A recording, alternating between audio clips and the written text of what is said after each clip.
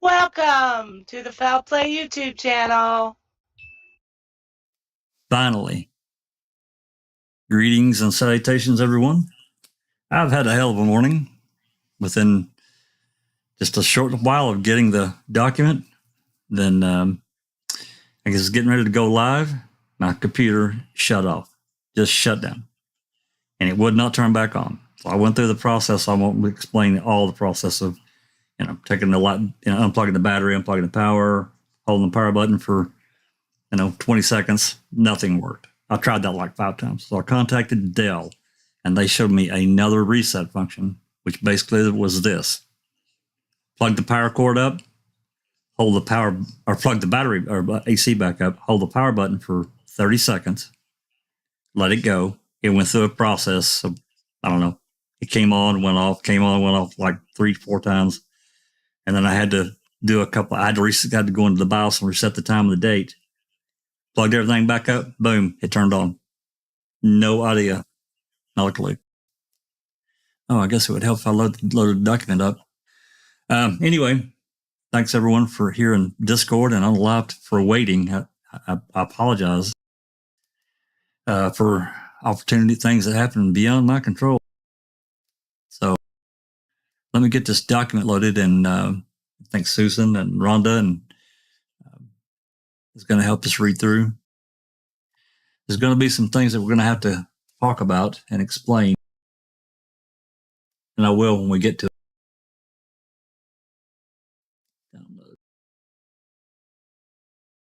I knew I was forgetting to load something in OBS. Bear with me.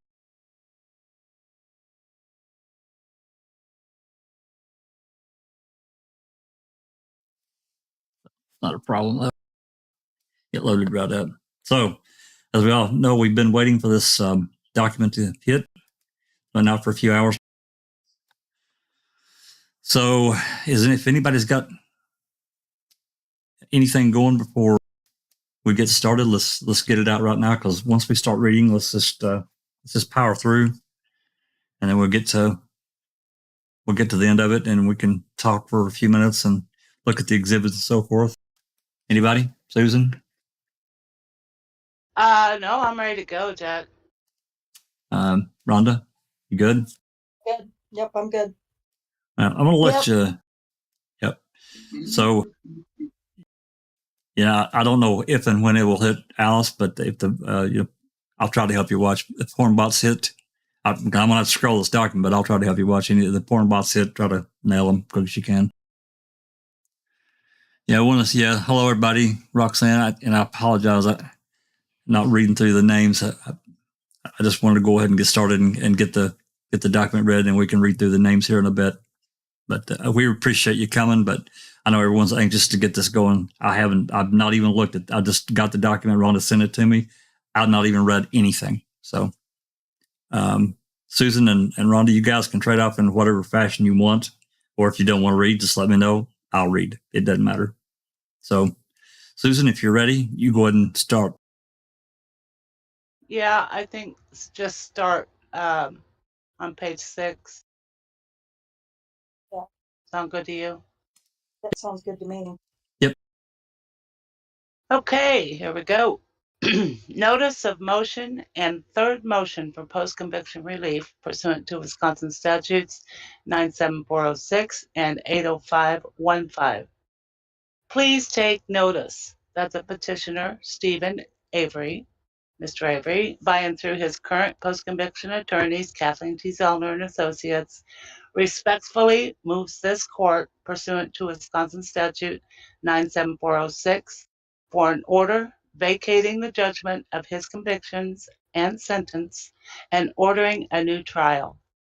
In the alternative, he asks that this court grant a new trial in the interest of justice, pursuant to Wisconsin statute 80515, or its inherent authority, because the real controversy was not fully tried. In support of his motion, Mr. Avery states as follows. Mr. Avery requests an evidentiary hearing and that he be produced for that hearing. Introduction. 2 new witnesses have emerged in Mr. Avery's case with new and compelling evidence about a murder mystery that has intrigued the worldwide audience. The rush to judgment and tunnel vision that led to the arrest, prosecution, and conviction of Mr. Avery is exposed by these new witnesses, who provide new and undisputed evidence that directly links Dassey, Bobby, to the murder of Teresa Halbach and the framing of Mr. Avery. Furthermore, this new evidence allows for a reconsideration of the real motive of this crime as being a sexual homicide, which was the culmination of an obsession by Bobby with viewing thousands of images of violent, deviant pornography. On October 31, 2005, the obsessive fantasies of Bobby became a horrible reality when Teresa Halbach was brutally assaulted and murdered by 2 rifle shots to her skull. Her body was mutilated, as were many of the female subjects in the Dassey computer images. Bobby was in possession of the Halbach vehicle, which contained the crucial evidence of this terrible crime.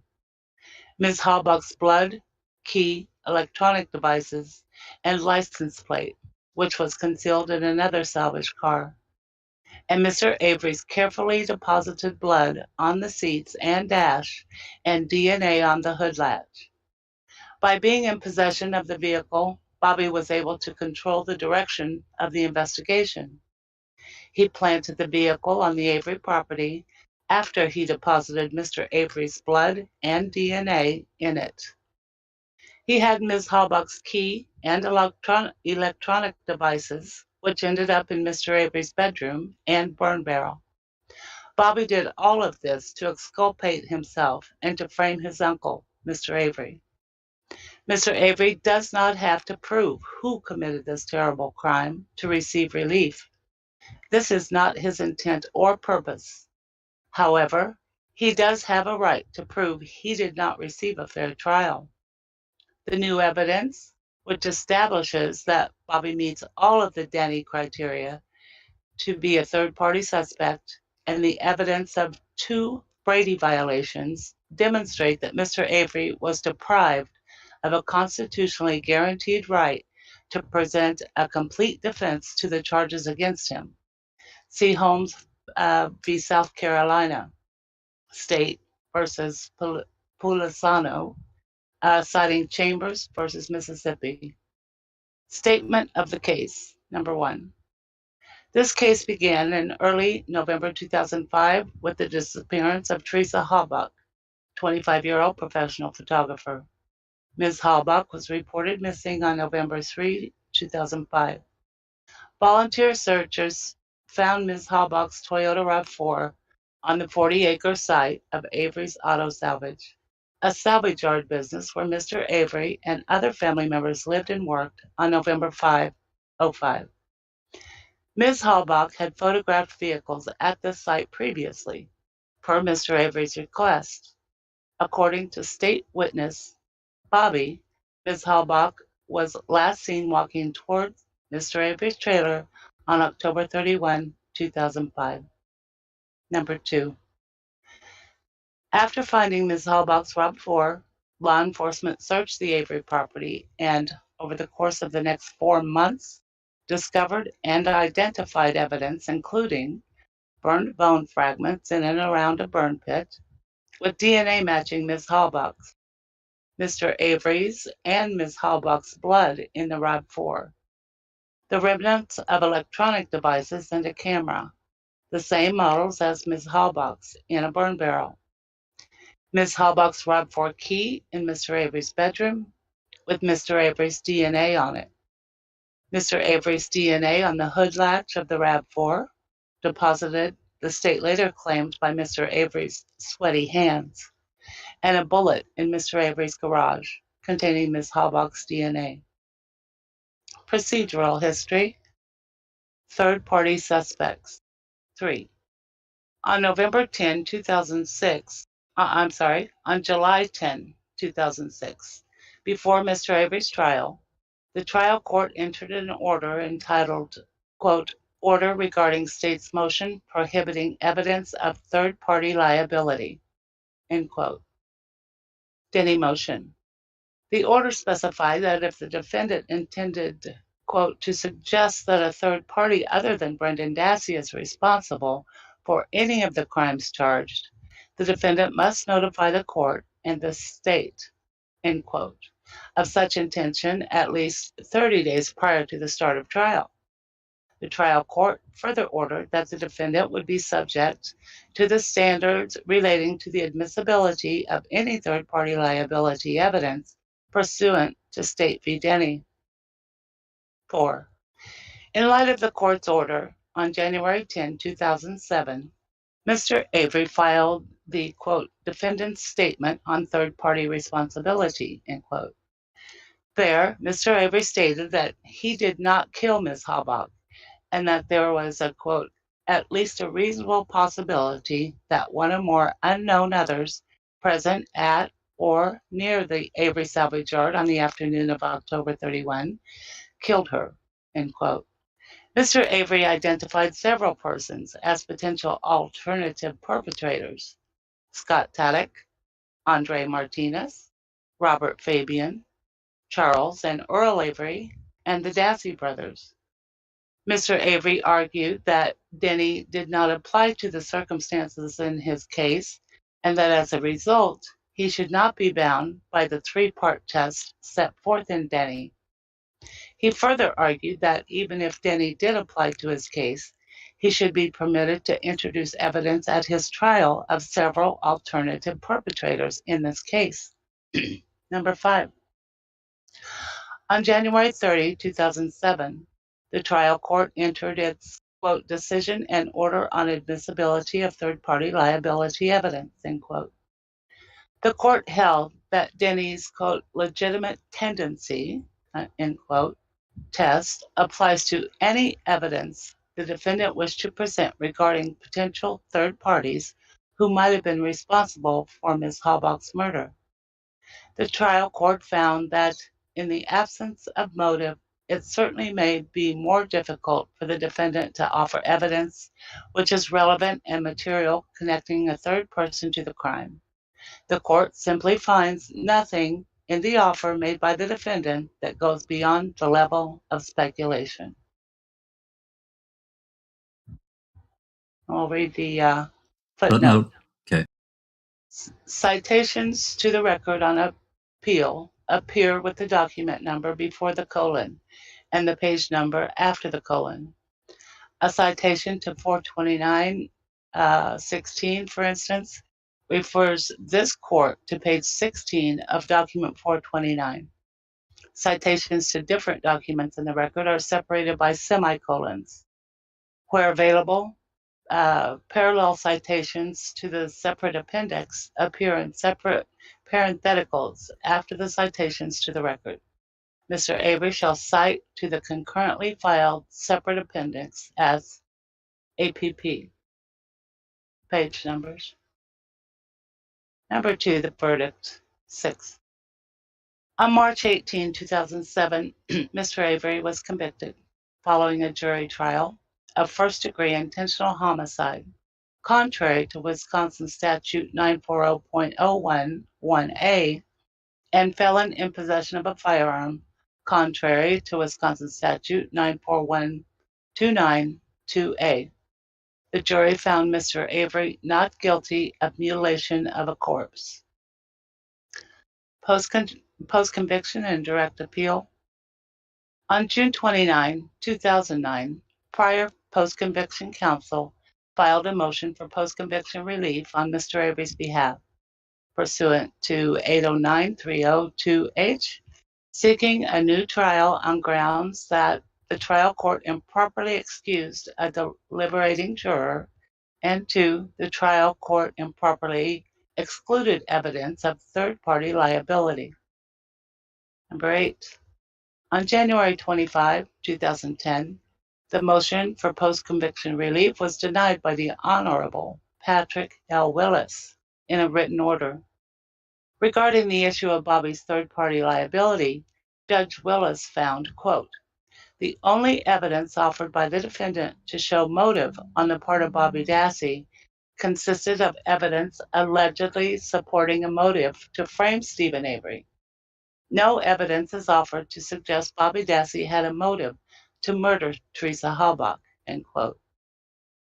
Judge Willis concluded, quote, the evidence offered against Bobby Dassey probably did meet the opportunity and direct connection to the crime requirements of the legitimate tendency test because of his presence on the property at the time Teresa Halbach was there. However, without any showing of motive, third-party evidence against Bobby Dassey is precluded under Denny, end quote. Number 9. On December 14, 2011, the Wisconsin Supreme Court denied Mr. Avery's petition for review, pursuant to 808.10. On February 14, 2013, Mr. Avery filed his first and only pro se collateral post-conviction motion, pursuant to Wisconsin Statute 97406. The motion was denied by the Honorable Judge Angela Suxathis on November 23, 2015. 11. On October 11, 2019, current post-conviction counsel appealed the circuit court's denial of Mr. Avery's second post-conviction motion and all of its supplements. He filed motions to stay and remand concerning 2 additional claims. At the appellate court's direction, Mr. Avery raised his claims in his motions to the circuit court as supplemental post-conviction motions. The circuit court denied his motions to supplement. On April 12, 2021, Mr. Avery filed a motion to stay and remand, and the appellate court denied it. Number 4, the appellate court's July 28, 2021 decision. Number 12. On July 28, 2021, the appellate court issued a per curiam opinion upholding the circuit court's summary denial of Mr. Avery's claims raised in his 97406 post-conviction motion and 2 supplemental motions holding, quote, Avery's 97406 motions are insufficient on their face to entitle him to a hearing, end quote. State v. Avery, 2022. Number 5, petition for review. 13. On November 17, 2021, the Wisconsin Supreme Court denied Mr. Avery's petition for review.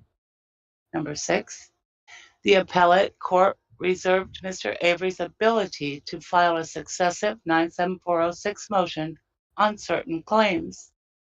14. On April 12, 2021, during the pendency of Mr. Avery's appeal, Mr. Avery filed a motion with the appellate court to stay his appeal and remand for evaluation of a new claim.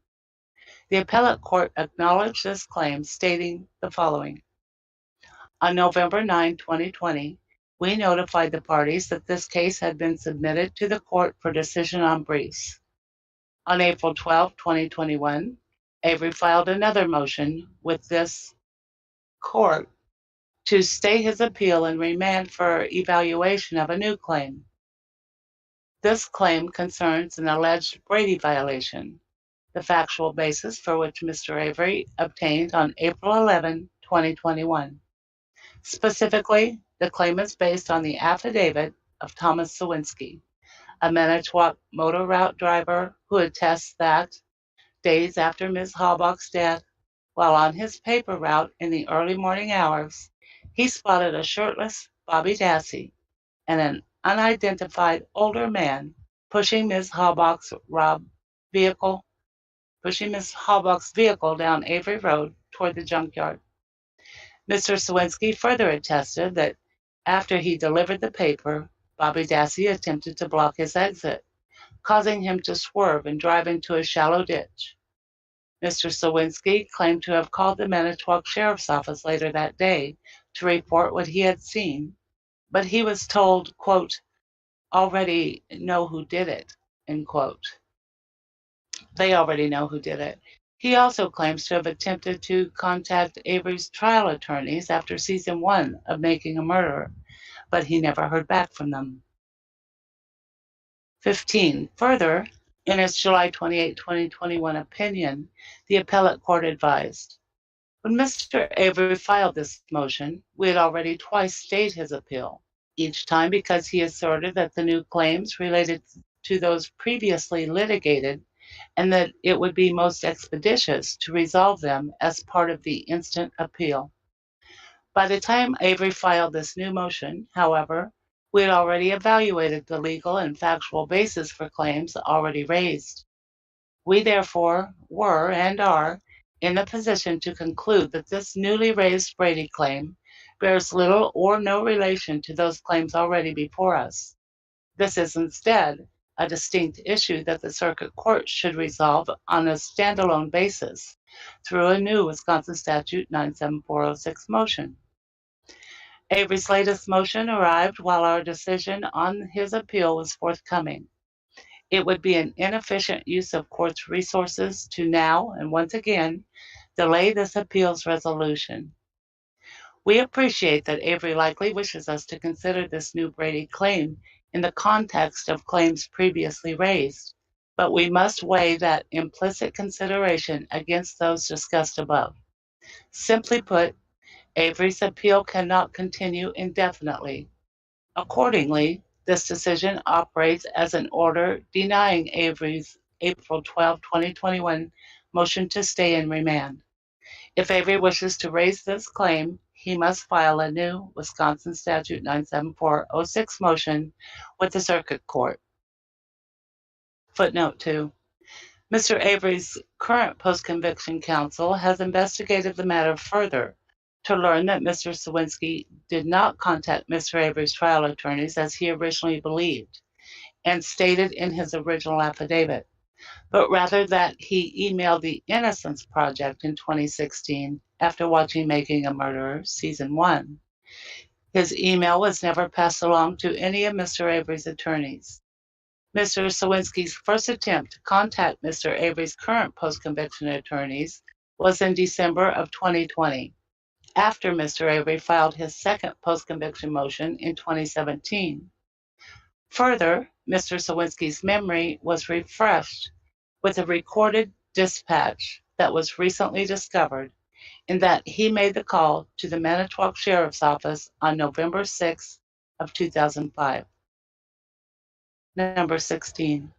The appellate court reserved Mr. Avery's ability to file a successive 97406 motion on the claim in his most recent filing concerning the new witness who came forth on April 11, 2021. Specifically, the appellate court instructed the following. As discussed below, we are not addressing Avery's most recent filing to this court. See our discussion of motion number 6, which seeks to directly connect Dassey to Halbach's murder. If Avery wishes to raise that claim, he will need to bring a new Wisconsin Statute 97406 motion. That motion would need to survive both Escalona Naranjo scrutiny and be found to have merit, in which case the evidence presented might supply the missing, quote, direct connection, end quote. In that event, the Veli CD evidence might become relevant to showing Dassey's motive and might bear on whether Dassey is or should have been a viable Denny suspect. We express no opinion on the merit of any such 97406 motion, as all such issues would be for the circuit court to decide in the first instance. Number 17. Regarding certain claims Mr. Avery raised in his motion to reconsider the circuit court's October 3, 2017 order denying his second post-conviction motion and its two supplements, the appellate court found that neither we nor the circuit court have squarely considered whether these claims are procedurally barred under Escalona Naranjo or whether Avery pled sufficient materials entitling him to a hearing. Such consideration would have to come on a separately filed 97406 motion, and we express no opinion as to whether such claims would be barred in the event such a motion is filed. Thus, the new material that Mr. Avery raised in his motion to reconsider and its supplements were never ruled upon by the circuit court. Evidence supporting Mr. Avery's third 97406 post-conviction motion. 1. Newly discovered evidence. New witness provides direct connection between Bobby and the Halbach murder and planting evidence to frame Mr. Avery. Number 18. Mr. Avery's new witness, Mr. Thomas Sawinski, contacted Mr. Avery's current post-conviction counsel in December of 2020. Mr. Avery had already filed his appeal on October 11, 2019. Mr. Sawinski stated that he had witnessed Bobby and one other individual, a bearded man, pushing Ms. Halbach's RAV4 onto the Avery salvage yard in the early morning hours of November 5, 2005. Mr. Sawinski claimed that he had reported this information to the Manitowoc Sheriff's Office. Number 19. On April 11, 2021, Mr. Sawinski provided an affidavit to Mr. Avery's current post-conviction counsel stating the following. Mr. Sawinski was a motor route driver for Gannett Newspapers, Inc., and delivered papers to the Avery salvage yard in the early morning hours of November 5, 2005. Prior to delivering the newspapers to the Avery salvage yard, he turned onto Avery property and witnessed two individuals, a shirtless Dassey, Bobby, and an unidentified older male, suspiciously pushing a dark blue RAV4 down Avery Road toward the junkyard. The RAV4 did not have its lights on. Mr. Sawinski drove past the two men and delivered newspaper to the Avery mailbox, and then he turned around and drove back toward the exit. When he reached the RAV4, still over there, Bobby Dassey attempted to step in front of his car to block him from leaving the property. Mr. Sawinski came within 5 feet of Bobby Dassey, and his headlights were on Bobby during this entire time. Then Sawinski swerved into a shallow ditch to escape Bobby and exit the property. Mr.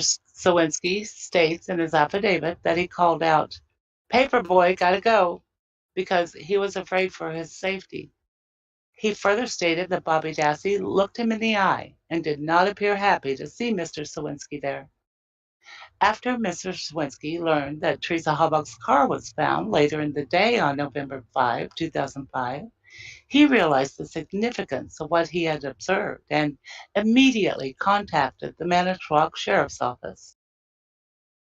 See Exhibit 1 to Mr. Avery's motion for remand and stay of appeal, Mr. Sawinski's original affidavit. Footnote 3. Throughout his motion, the information Sawinski provided will be referred to as the Sawinski evidence, which is contained in 2 affidavits cited throughout this motion, Exhibit F and Exhibit 1 to Mr. Avery's motion for remand and stay of appeal. The following day, April 12, 2021, Mr. Avery filed a motion for remand and stay of appeal to the appellate court containing Mr. Sawinski's original affidavit. Hold on a minute. You're reading something. It went right into. Should be on number 20 at the top of this page. Yeah, I didn't finish that sentence before I read the footnote. Just at the very bottom, the following day. Oh, okay. I just stopped to read the footnote. Gotcha. Before I went past it. Number 20.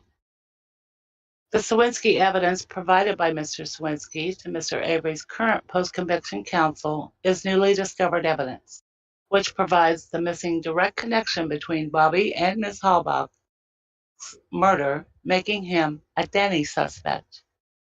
21.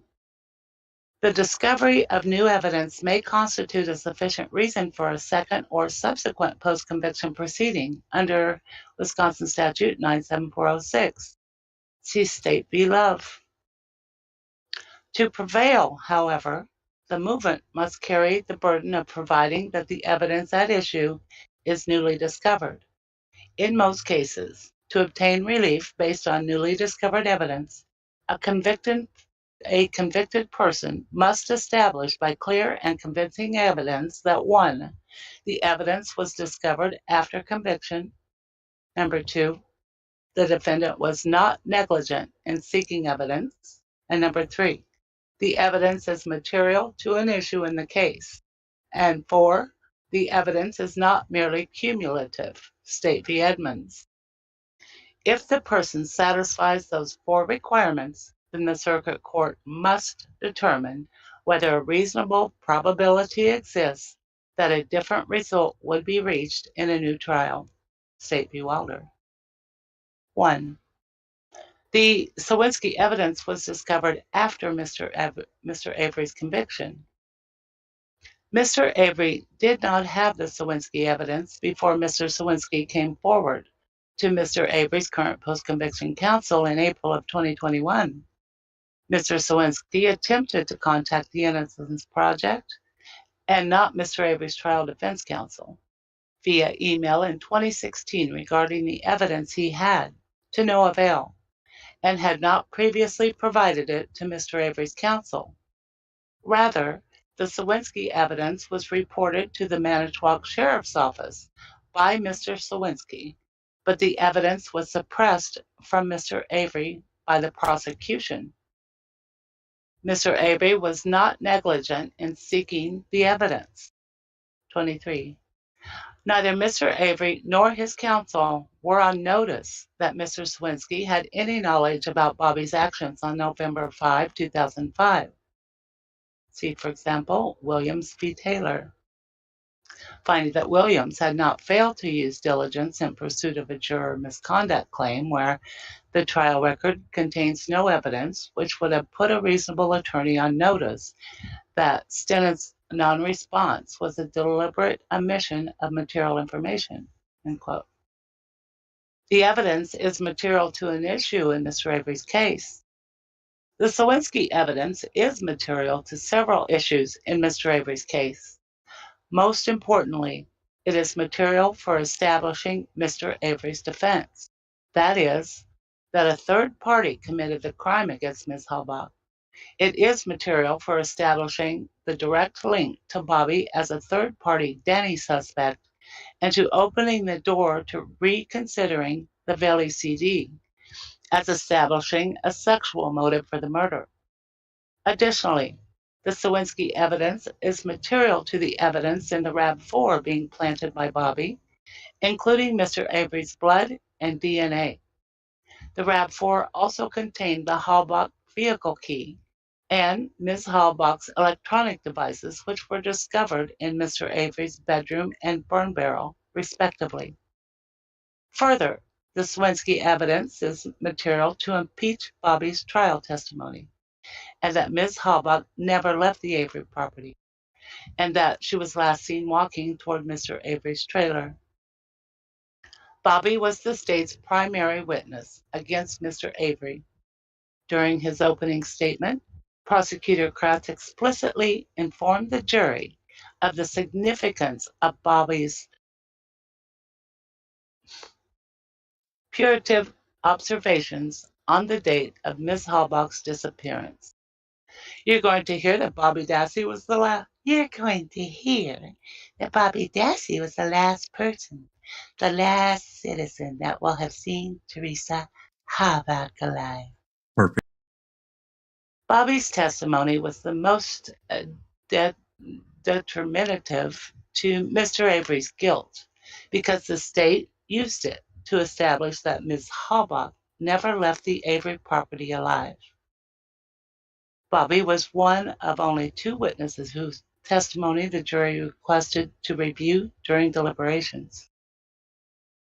At trial, Bobby testified that he observed Ms. Halbach's light green or teal-colored SUV pull up in his driveway at 2:30 p.m. on October 31, 2005. Bobby then observed Ms. Halbach exit her vehicle and start taking pictures of his mom's maroon van right in front of his trailer. Bobby testified that he then observed Ms. Halbach walking towards the door of Mr. Avery's trailer. The following exchange occurred between Prosecutor Kratz and Bobby. After seeing this woman walking toward your Uncle Stevens, did you ever see this woman again? No. Applicable law, read Denny.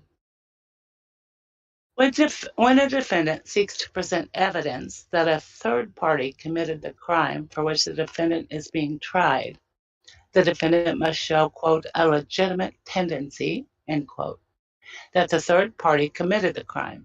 In other words, that the third party had motive, opportunity, and a direct connection to the crime.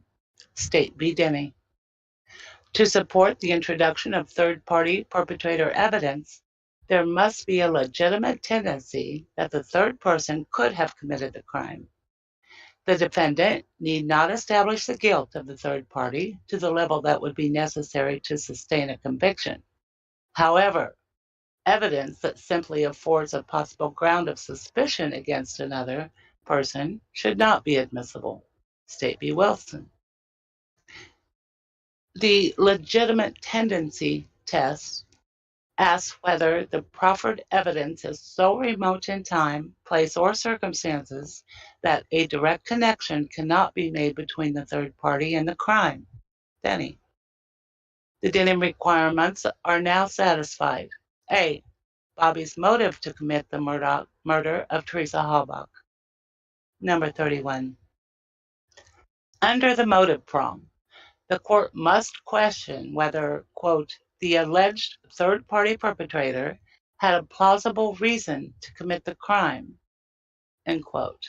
State v. Wilson, also State v. Griffin. A defendant's motive to commit a homicide is widely considered to be relevant. State v. Wilson. The admissibility of evidence of a third party's motive to commit the crime charged against the defendant is similar to what it would be if that third party were on trial himself.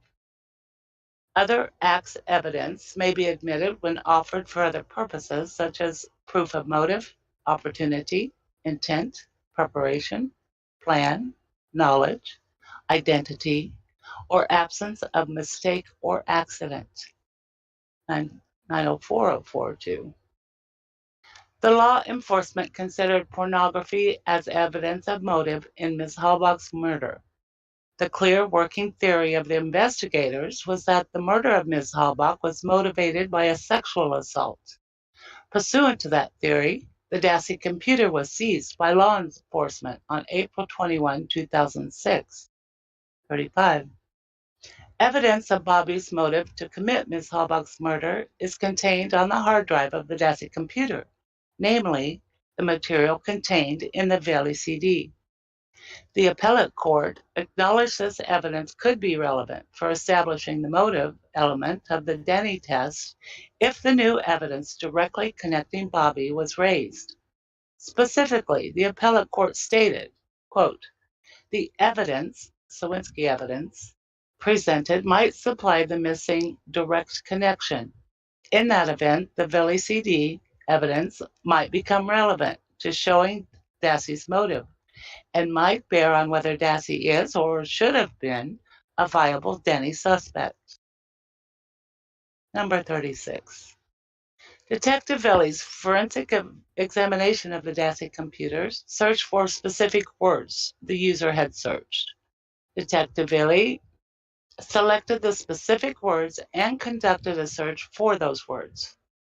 There were 2,632 search results for the following words: blood, body, 1 blood, body, over 2,000, bondage, 3, bullet, 10, cement, 23, DNA, 3, fire, 51, gas, 50, gun, 75, handcuff, 2, journal, 106, MySpace, 61, news, 54, RAV, 74, stab, 32, throat, 2, and tires, 2. These selected words establish a direct link between the specific evidentiary items related to the Halbach murder and the searches performed on the Dassey computer. The Vili CD contains the state's, quote, recovered pornography images relevant and material to the Halbach murder. The Vili CD refined the 14,099 images on the 7 DVDs that trial defense counsel received in discovery and recovered 1,625 violent pornographic images, which had been deleted. The, quote, recovered porn, end quote, depicted violent images of the torture and mutilation of young females. 37. Brad Dassey, Brad, Barb's stepson and half-brother of Brian, Bobby, Blaine, and Brendan, avers that he had a conversation with Barb in which she indicated that she had hired someone to remove evidence from the Dassey computer. The authorities interviewed Brad after he reported this information, but he was not called as a witness by either side to testify at Mr. Avery's or Brendan's trials. Affidavit of Brad Dassey. This is corroborated by law enforcement report, which states that on June 6, 2006, Special Agent Fassbender and Investigator Wiegert interviewed Brad, who provided this information about the computer deletions, the Dassey computer deletions. The new forensic examination of the Dassey computer corroborates the affidavit of Brad. Mr. Hunt, in his computer examination, detected 8 periods in 2005, close to the date of the murder, for which files are missing and, quote, presumably deleted from the Dassey computer, end quote. August 23rd to 26, August 28 to September 11, September 14 to 15, September 24 to October 22nd, October 23 and 24, October 26 to November 2nd, November 4 to 13, and November 15 to December 3rd. Supplemental affidavit of Gary Hunt. 39.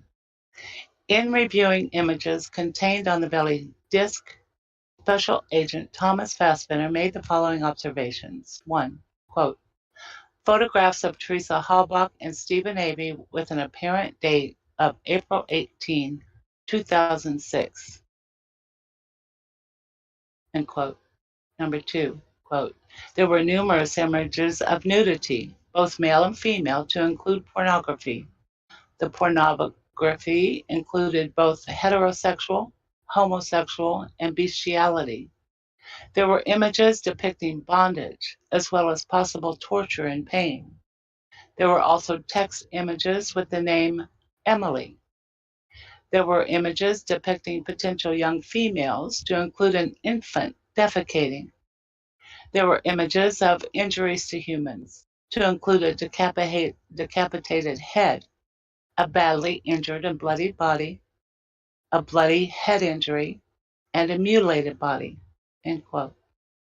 End quote. The disc received from Detective Avery, as well as the hard copy pages of instant message conversations, were maintained in Special Agent Fassbender's possession, end quote. 40. There is sufficient evidence that it was only Bobby who had access to the Dassey computer during the day on weekdays between approximately 7 a.m. to 3:30 p.m. Barb's work schedule was from 6 a.m. until 4:30 p.m. every day, Monday through Thursday of every week.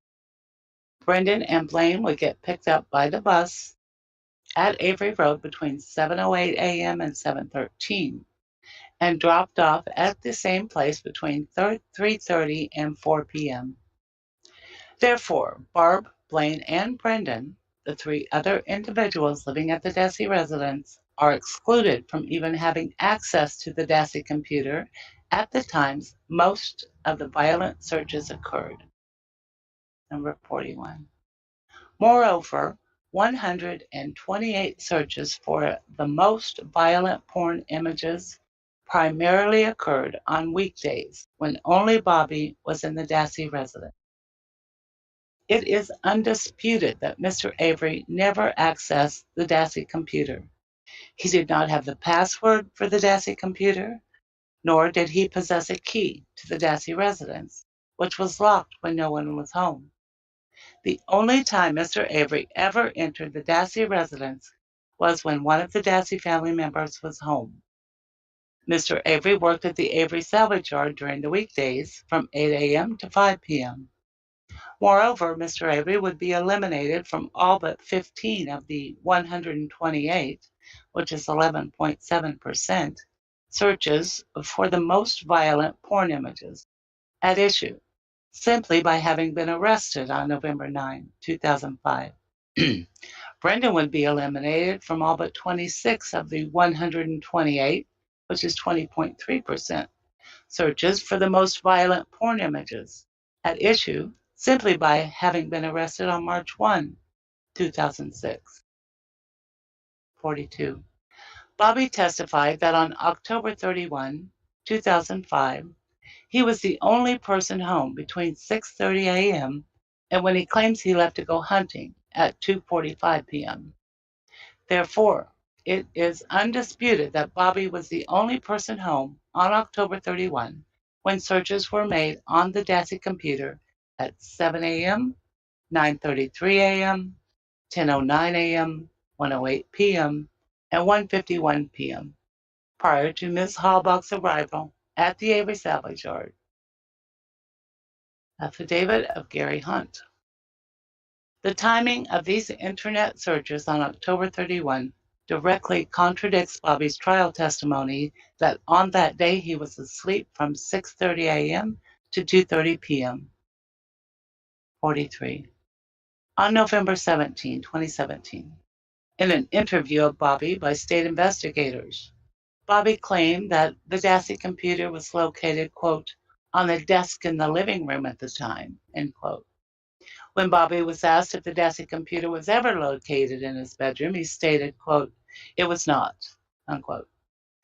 Bobby's statement is directly contradicted by the crime scene footage taken by Sergeant Tyson on November 12, 2005, which shows the Dassey computer was located in Bobby's bedroom.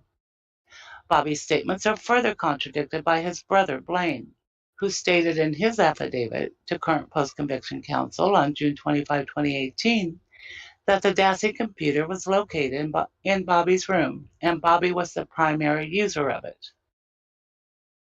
Number 44, Wisconsin Statute 904.042A provides that, quote, evidence of other crimes and or wrongs and or acts, when offered as proof of motive, opportunity, intent, preparation, plan, knowledge, identity, or absence of mistake or accident, end quote, is admissible. 45. The depicted acts in the violent pornography Bobby was viewing are sufficiently similar to the violent murder of Ms. Halbach. 46.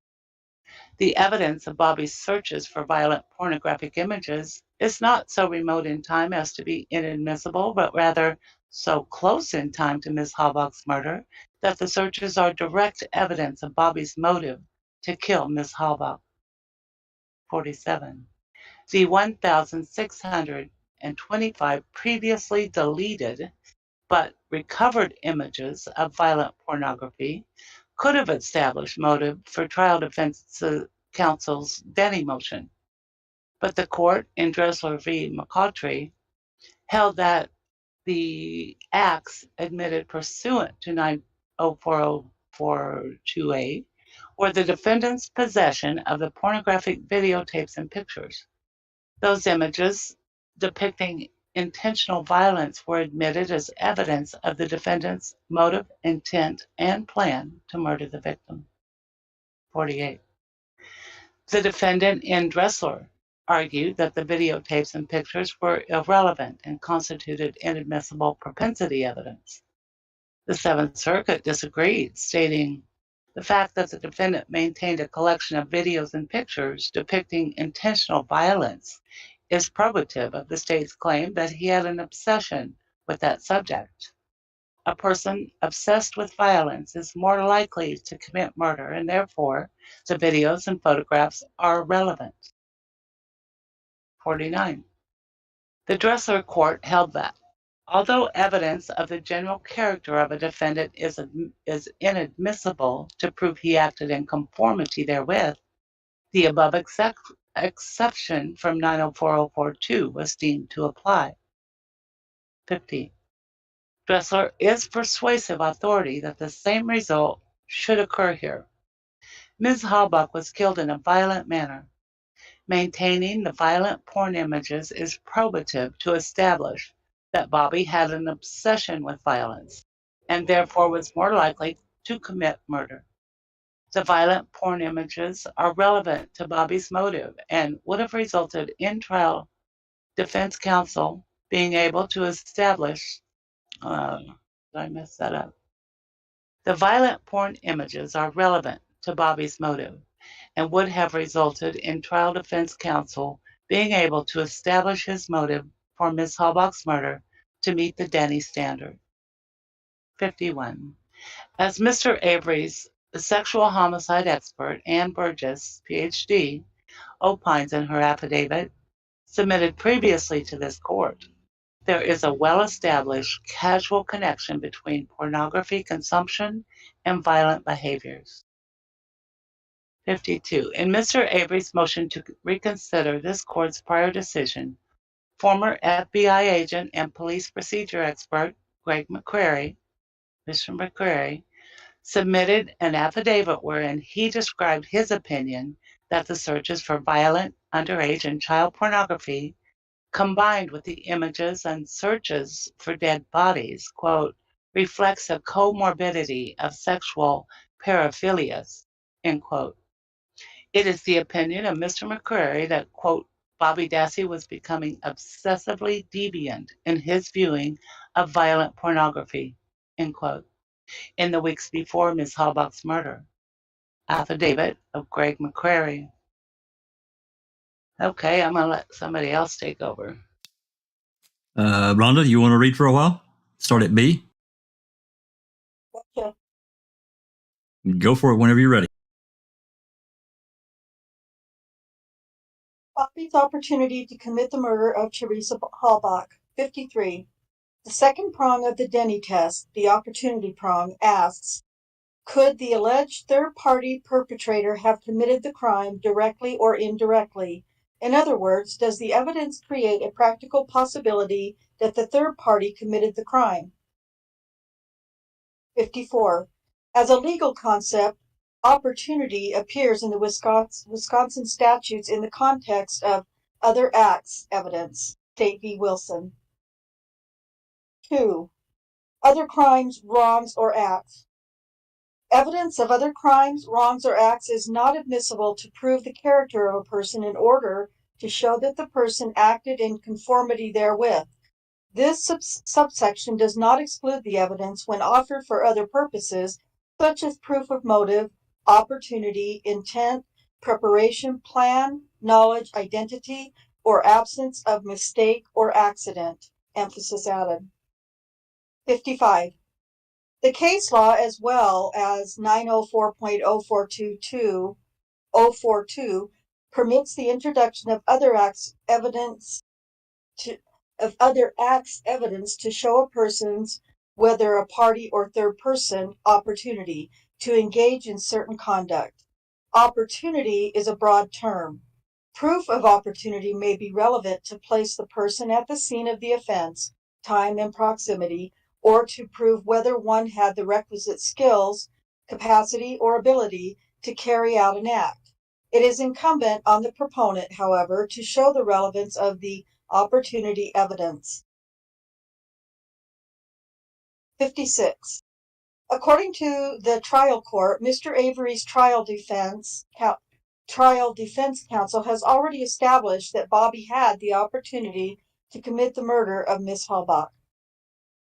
The Sawinski evidence greatly strengthens the opportunity argument because Bobby is in possession of Miss Halbach's vehicle where her murder likely occurred. C.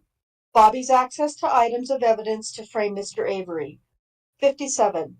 Additionally, the defense theory was that Mr. Avery was framed by evidence being planted in Ms. Halbach's car and Mr. Avery's trailer and burn barrel. 58.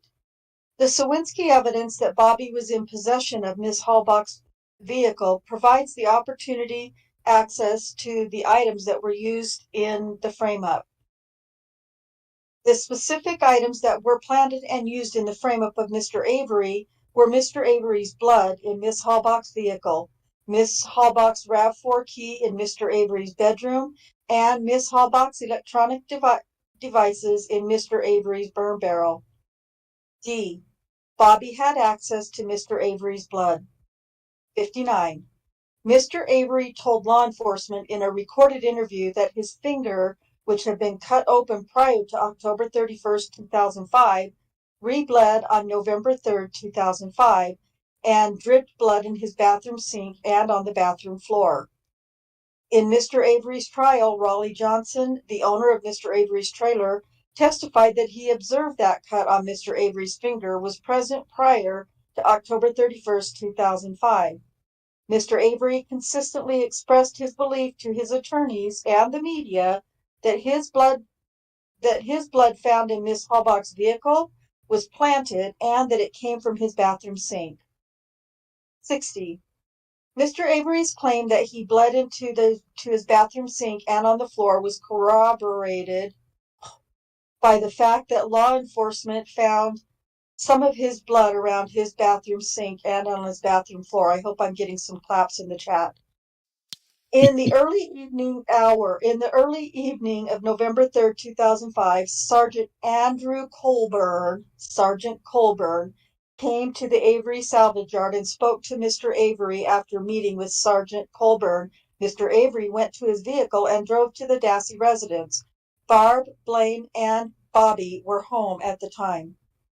62. Mr. Avery provided an affidavit on June 29, 2018. He stated the following in his affidavit regarding the events of the evening of November 3, 2005. Quote, I stopped at my sister Barb Dassey property and broke open a cut on the outside of the middle finger of my right hand as I was attempting to unhitch her trailer for her. I went to Barb's store to see if any of her sons wanted to go with me to Menards. Bobby and Blaine were home. I asked Bobby and Blaine if they wanted to go with me and my brother Chuck to Menards. I told both of them that a law enforcement officer had just left the property after asking me questions about Miss Halbach's visit to photograph Barb's van on October 31st, 2005. I noticed that Bobby was immediately nervous after I mentioned the visit by the officer. He said that he could not go with me to Menards and that he had things to do. There is no doubt in my mind that Bobby saw that my finger was bleeding. My memory is that Blaine said that he wanted to go to Menards and he went with Chuck and me. Prior to leaving for Menards, I returned to my trailer to put tape on my bleeding finger. A large amount of blood dripped onto the rim of the sink and the floor of the bathroom. I did not wash away or wipe up because Chuck was waiting for me to go to Menards in Manitowoc with him. While we were leaving Avery property, driving a flatbed to Menards in Manitowoc, I saw taillights in front of my trailer. The taillights were further apart and higher off the ground than sedan taillights. I told my brother who was driving about the taillights. We turned around and drove to my trailer, but the vehicle was gone. On November 4th, I woke up at 6 a.m. and went into the bathroom to take a shower. I saw that most of the blood on my sink, which I had not cleaned up the previous night, was gone. It seemed to me that the blood had been cleaned up. After reviewing more case documents and thinking about what happened on November 3rd, 2005, I do not believe that law enforcement broke into my trailer and took blood from my sink and planted it in Miss Halbach's vehicle. End quote. 63. According to Mr. Avery, he left his door unlocked when he went to Menards. However, the Dasseys also had a key to his residence. 64. Mr. Avery told law enforcement and trial defense counsel that he was leaving his property around 7 p.m. on November 3rd, 2005, and exiting onto Highway 147. He observed taillights of a vehicle close to his trailer. Mr. Avery also told trial defense counsel that he noticed that his blood had been removed from his sink when he entered his bathroom early in the morning on November 4, 2005. E. Bobby's direct link to the murder of Miss Halbach. 65. The third and final prong of the Denny test asks whether there is evidence that the alleged third-party perpetrator actually committed the crime directly or indirectly. Wilson, paragraph 59. 66. The Slawinski evidence demonstrates that Bobby could have committed the murder because he is in possession of Miss Halbach's vehicle where the murder likely occurred, as evidenced by Miss Halbach's blood in the vehicle. The vehicle is a key piece of evidence in the crime. See, for example, State ex rel. Coaster v. McElwain. Evidence of third-party guilt admissible when an alternative suspect became connected to a key piece of evidence in the crime, the victim's purse where the canceled checks were found. 67. The new evidence that Miss Halbach's vehicle was returned to the Avery salvage yard from a different location is corroborated by the fact that a witness saw a vehicle similar to Halbach's leave the property on October 31st. In Mr. Avery's trial, Mr. Lorquin, a propane driver, testified that he saw a green, mid-sized SUV leaving the Avery salvage yard driving towards Highway 47 between 3:30 and 4 p.m. on October 31st. He informed law enforcement about this when he was stopped at a roadblock a few days later and had heard about the news of Miss Halbach being missing. 68.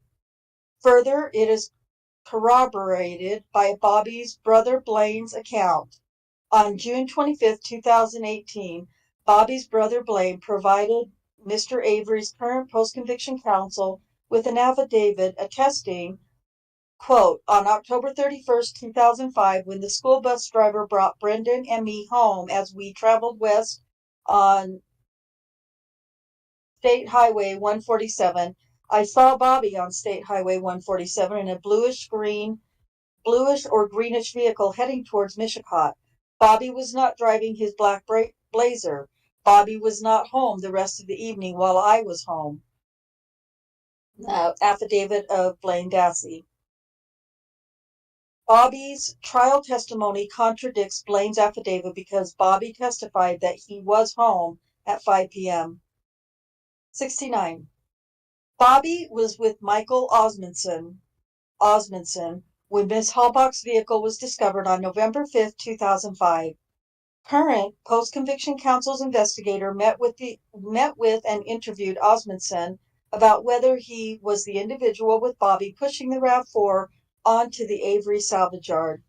The interview was conducted because Osmondson fit the height, weight, and beard description provided by Mr. Slawinski of the individual helping Bobby push the car.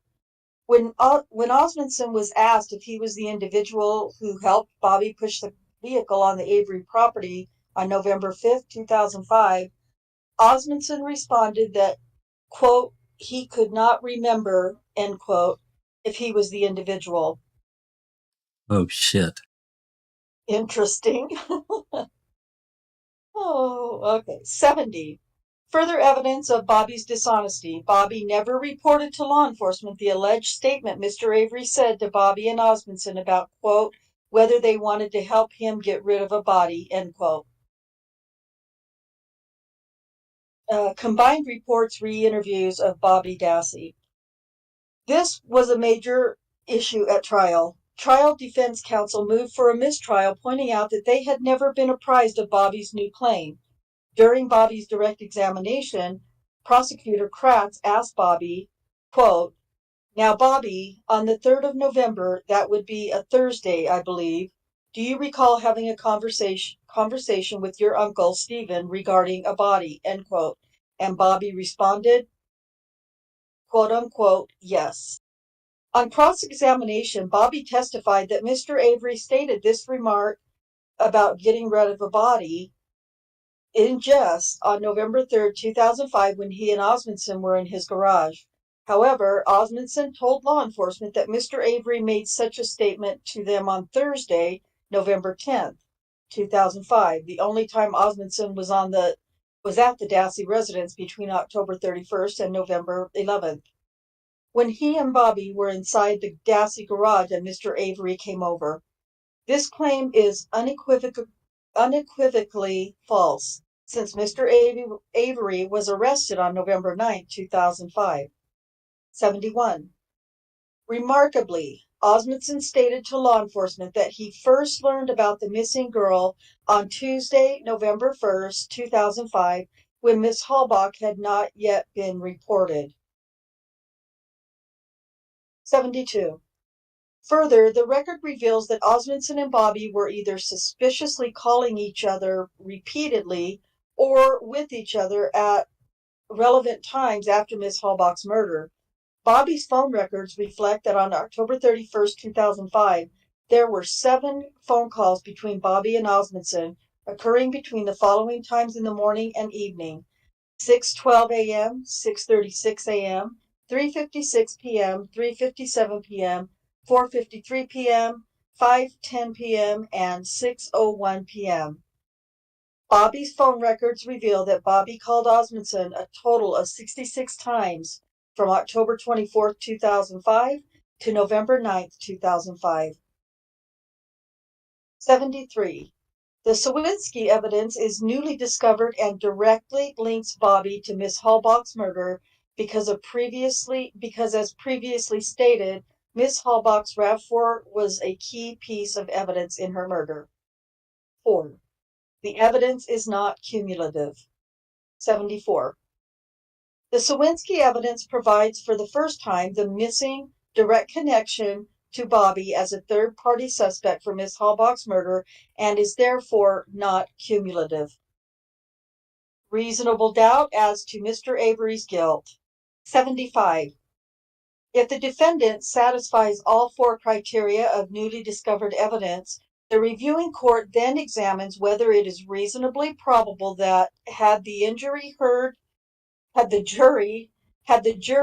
the newly discovered evidence, it would have had a reasonable doubt as to the defendant's guilt. This presents a question of law. A reasonable probability of a different outcome exists if there is reasonable probability that a jury, looking at both the old evidence and the new evidence, would have a reasonable doubt as to the defendant's guilt. 76. Overwhelming evidence against the defendant may not serve as the basis for excluding evidence of a third party's opportunity or direct connection to the crime. By evaluating the strength of only one party's evidence, no logical conclusion can be reached regarding the strength of contrary evidence offered by the other side to rebut or cast doubt. 77.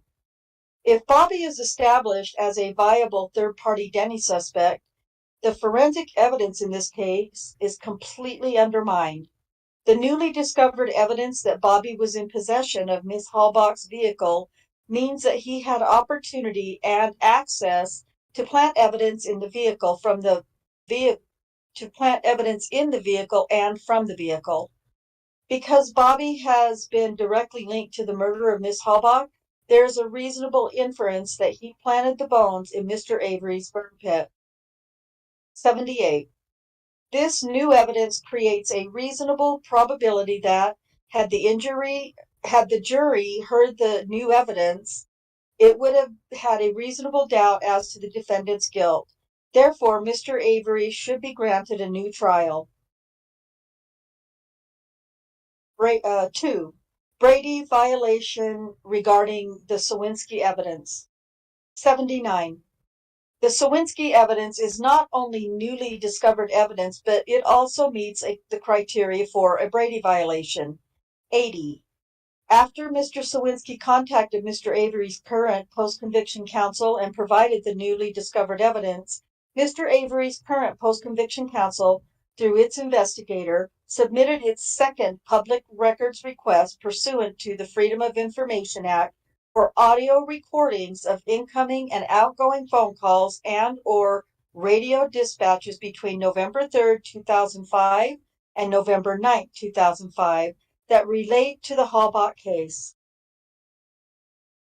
The FOIA-produced audio recordings did not contain the Sawinski call on November 6th at 10:28 p.m., nor did they contain any dates or times of the calls produced. 81. In May of 2022, Mr. Avery's current post-conviction counsel received the previously suppressed Sawinski call to the Manitowoc Sheriff's Office, which contained a partial recording of the suppressed call to the Manitowoc Sheriff's Office on November 6, 2005. For the first time, current post-conviction counsel received the exact dates and times of the Manitowoc County Sheriff's Office incoming calls. Attached and incorporated herein as Exhibit D is a track timestamp record from the disclosure provided in May of 2022. 82. As part of its further investigation, Mr. Avery's investigator interviewed Mr. Sawinski's ex-girlfriend, whom he was dating at the time of November 5th, 2005 incident. Mr. Sawinski's ex-girlfriend, Devin Novak, corroborated Mr. Sawinski's account of what he had witnessed and what he had relayed to law enforcement. Further, Ms. Novak recognized and identified Mr. Sawinski's voice on the recording played to her by the investigator of a phone call made to the Manitowoc Sheriff's Office on November 6, 2005 at 10:28 p.m. 83. Mr. Avery's investigator also interviewed Mr. Sawinski again and played the same audio recording of the phone call that was made to the Manitowoc Sheriff's Office on November 6, 2005 at 10:28 p.m. Mr. Sawinski identified his voice in the audio recording of the phone call from November 6, 2005. 84. The recording of Mr. Sawinski's call was never disclosed by the state to Mr. Avery's trial defense counsel prior to or during the trial. Pre-trial, trial defense counsel made two specific requests pursuant to Wisconsin Statute 971.231H for all exculpatory evidence and/or information within the possession, knowledge, or control of the state which would tend to negate the guilt of the defendant, or which would tend to affect the weight or credibility of the evidence used against the defendant, including any inconsistent statements. A second request was made by trial defense counsel for Brady material immediately before trial on January 18, 2007.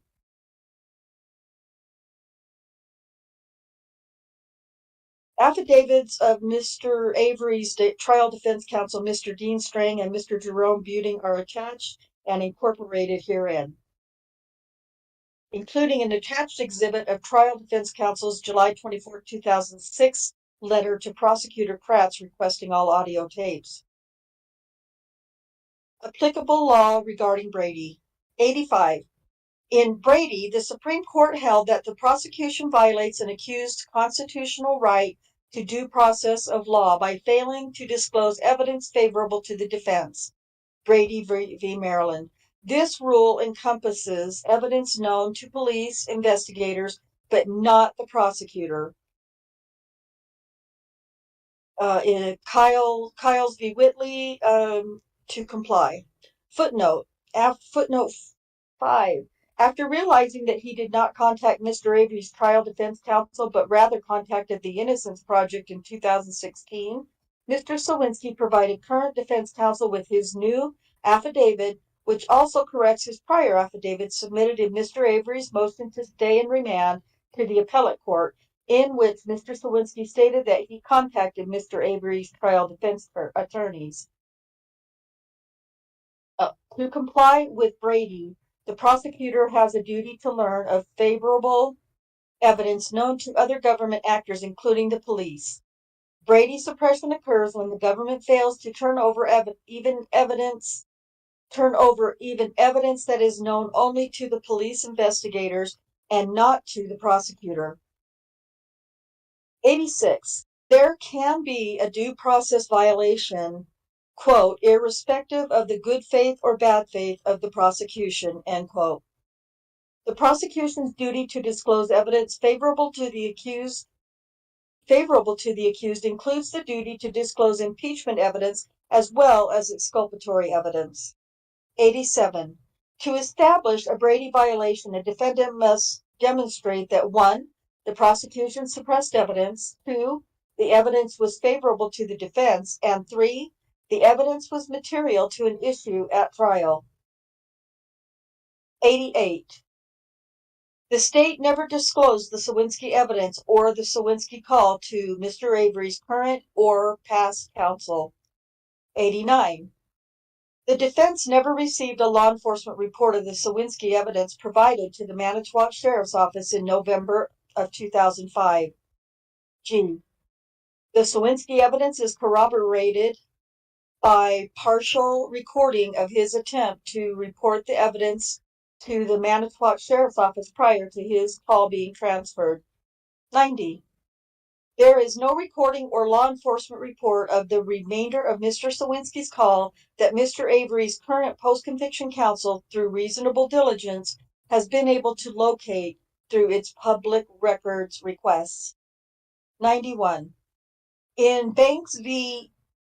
Dretke, the United States Supreme Court instructed, quote, a rule thus declaring prosecutor may hide, defendant must seek, is not a tenable system constitutionally bound to accord defendants due process, end quote.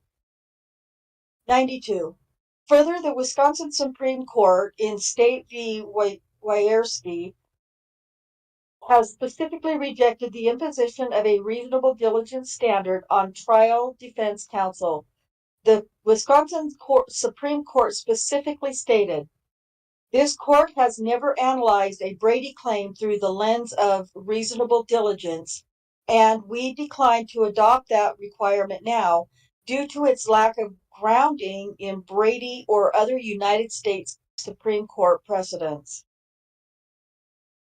93. The Wierski Court specifically overruled prior Wisconsin cases which have imposed a requirement of exclusive possession and control of the material evidence by the state. The court specifically stated, there is no express support in the United States Supreme Court's Brady jurisprudence for the limitation that only favorable material evidence in the exclusive possession and control of the state must be turned over to satisfy the due process obligations enunciated in Brady. This limitation further thwarts the purpose of the state's obligation under Brady to prevent the state from withholding favorable material evidence that, quote, helps shape a trial that bears heavily on the defendant, end quote, and, quote, casts the prosecutor in the role of an architect of a proceeding that does not comport with the standards of justice, end quote, end quote.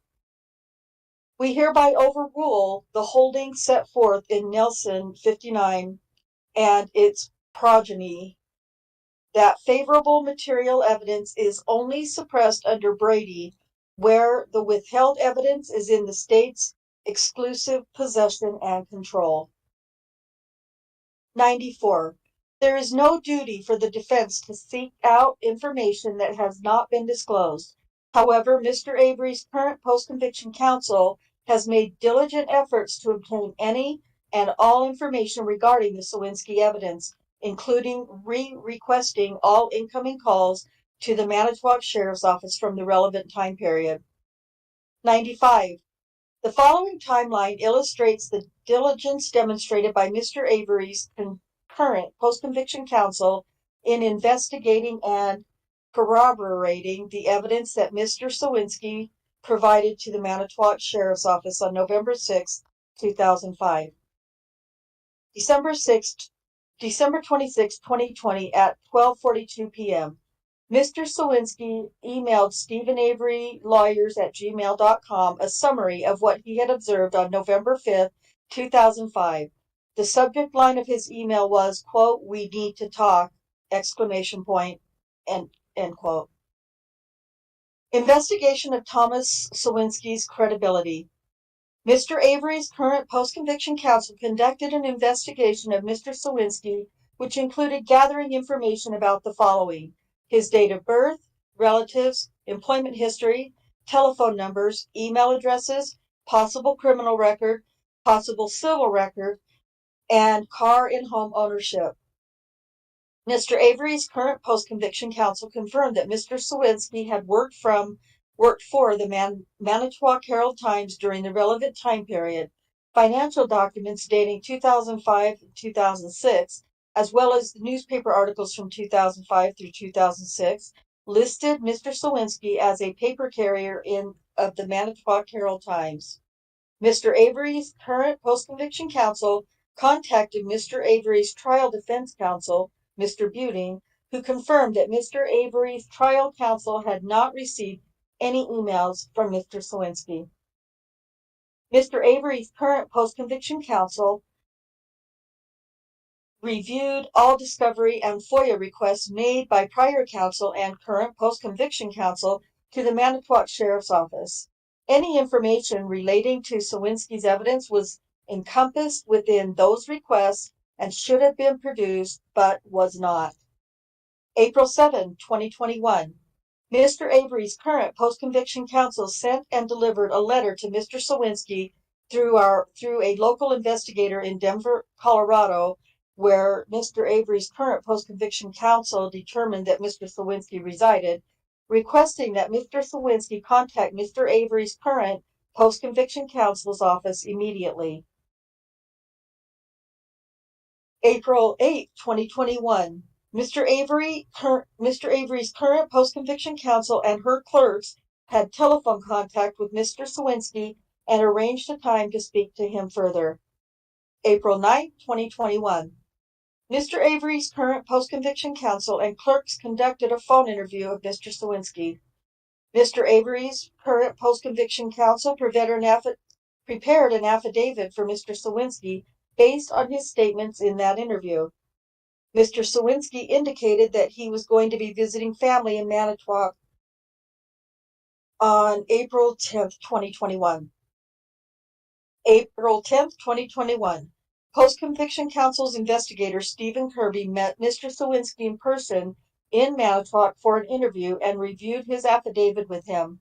The affidavit described the evidence Mr. Sawinski reported to the Manitowoc Sheriff's Office about what he observed on the Avery property while delivering newspapers on November 5th, 2005, as well as the actions he took afterwards. His affidavit included a map indicating where he observed the two males pushing the RAV4. After reviewing his affidavit and making any necessary changes, Mr. Sawinski executed the affidavit before a Wisconsin notary. April 12, 2021. Mr. Avery's current post-conviction counsel filed defendant appellant's motion to stay, appeal, and remand,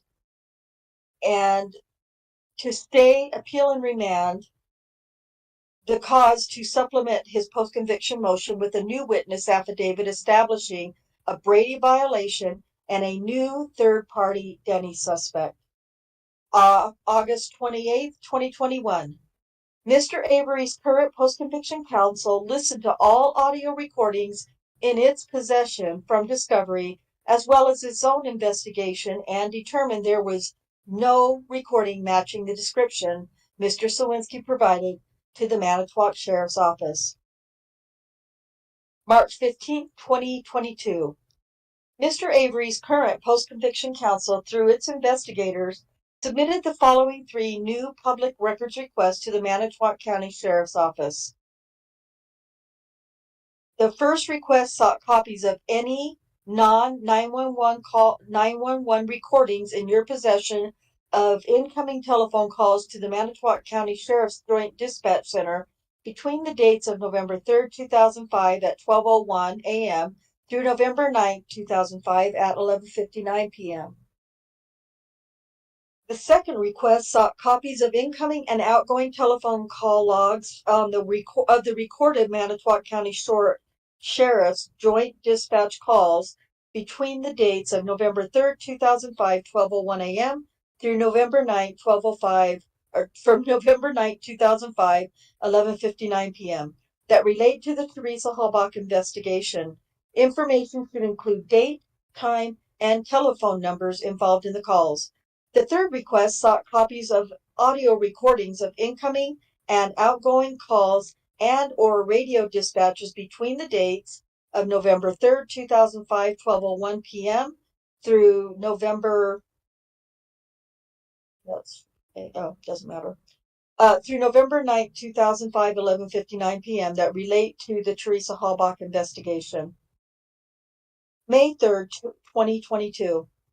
In response to Mr. Avery's current post-conviction counsel's March 15, 2022 public records request through its investigator, for the first time, recordings were provided to Mr. Avery's current post-conviction counsel, who thoroughly reviewed and listened to all the audio recordings and located one of interest, which took place on November 6, 2005 at 10:28 p.m. For the first time, the time and date of the calls were revealed on the track files.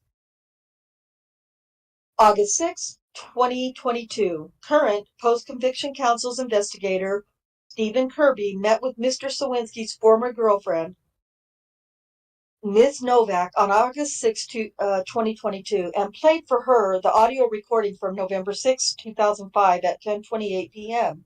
Ms. Novak identified the voice on the call as Mr. Sawinski's. Ms. Novak provided Mr. Avery's current post-conviction counsel with an affidavit regarding her voice identification and her recollection of being with Mr. Sawinski when he placed the November 6 call to the Manitowoc Sheriff's Office. August 6, 2022. Current post-conviction counsel's investigator, Stephen Kirby, met with Mr. Sawinski and played for him the audio recording from November 6, 2005 at 10:28 p.m. Mr. Sawinski identified the voice on the call as his. Mr. Sawinski provided Mr. Avery's current post-conviction counsel with an affidavit regarding his voice identification. 96. As stated above, after a very thorough investigation of Mr. Sawinski's individually and of the As stated above, after a very thorough investigation of Mr. Sawinski individually and of the accuracy of the information he provided as the Sawinski's evidence, Mr. Avery's current post-conviction counsel determined that the Sawinski evidence necessitates filing a third 97406 motion. 97. In order for the defendant to prevail on the third component of the Brady analysis, the suppressed evidence must be material. The evidence is material only if there is a reasonable probability that, had the evidence been disclosed to the defense, the result of the proceeding would have been different. 98. In Kiles v. Whitley, the court noted, the question is not whether the defendant would be more likely than not have received a different verdict with the evidence, but whether in its absence he received a fair trial, understood as a trial resulting in a verdict worthy of confidence. A reasonable probability is lower than a preponderance of evidence standard. It is demonstrated where the defense shows the failure undermined confidence in the conviction. 99. Mr. Avery's conviction for first-degree intentional homicide was, in large part, based on trial defense counsel's unsuccessful efforts to name a third-party Denny suspect that met all of the Denny requirements. The Sawinski evidence meets the Denny requirements and makes Bobby a third-party Denny suspect in the murder of Miss Halbach. Also, the Sawinski evidence meets the Denny requirements of establishing Bobby as having framed Mr. Avery for the murder. Bobby's possession of Miss Halbach's vehicle gave him access and opportunity to plant Mr. Avery's blood and DNA and to remove evidence from the vehicle and plant it in Mr. Avery's bedroom. Miss Halbach's key, and burn barrel, Miss Halbach's electronic devices. The Sawinski new and material evidence was suppressed when the Manitowoc Sheriff's Office failed to disclose the November 6, 2005, 10:28 p.m. audio recording pursuant to defense discovery requests. The disclosure of the audio recording would have led to the identification of Mr. Sawinski and the evidence he has provided, which directly connects Bobby to the murder and framing of Mr. Avery. The Sawinski evidence is both material and favorable to Mr. Avery's case. 100. The Sawinski evidence is material because it makes Bobby a third-party Denny suspect in the murder, as well as the source of the planted evidence that was used to convict Mr. Avery. The Sawinski evidence also impeaches Bobby's testimony and refutes the state's theory that Miss Halbach's RAV4 never left the Avery property and that Mr. Avery was the last person to see Miss Halbach alive. Further, materially favorable evidence not only includes exculpatory evidence, but also evidence that is impeaching of a prosecution witness. Evidence tending to demonstrate the lack of credibility of a prosecution witness is material, especially where the prosecution's case depends on the credibility of that witness. 101. Bobby was the state's primary witness against Mr. Avery at his trial. During his opening statement, Prosecutor Kratz explicitly informed the jury of the significance of Bobby's putative observations on the date of Miss Halbach's disappearance. Quote, "You're going to hear that Bobby Dassey was the last person, the last citizen that will have seen Teresa Halbach alive," end quote. Bobby testified that he observed Miss Halbach's vehicle pull up in his driveway at 2:30 p.m. on October 31st, 2005. Bobby then observed Miss Halbach exit her vehicle and start taking pictures of his mom's maroon van right in front of his trailer. Bobby testified that he observed Miss Halbach walking towards the door of Mr. Avery's trailer. He testified that he never saw her again after that. He then testified that he took a 3 or 4 minute shower and then left his trailer to go hunting. Bobby walked to his Chevy Blazer, which was parked between the trailer and garage. He testified that as he walked to his vehicle, he observed Miss Halbach's vehicle still parked in the driveway. He further testified that he did not see Miss Halbach or any signs of her. 102. Contrary to Bobby's trial testimony that Miss Halbach was still on the Avery property when Bobby left to go bow hunting, Brian, Bobby's brother, told law enforcement that Bobby saw Miss Halbach leave at the Avery property on October 31st, 2005. On November 6, 2005, special agents with the Wisconsin DOJ Division of Criminal Investigations interviewed Brian. When the investigators asked Brian about the events of October 31st, 2005, he told the investigators that he was not home during the day other than waking up and going to work. He told investigators the following. Brian said he heard from his mom and Stephen that Halbach was only at their residence about 5 minutes. He heard she just took the photo of the van and left. Brian said the investigators should also talk to his brother Bobby because he saw her leave their property. The state was in possession of this report at the time of Mr. Avery's trial. Despite knowing this information, the state presented false testimony from Bobby. 103.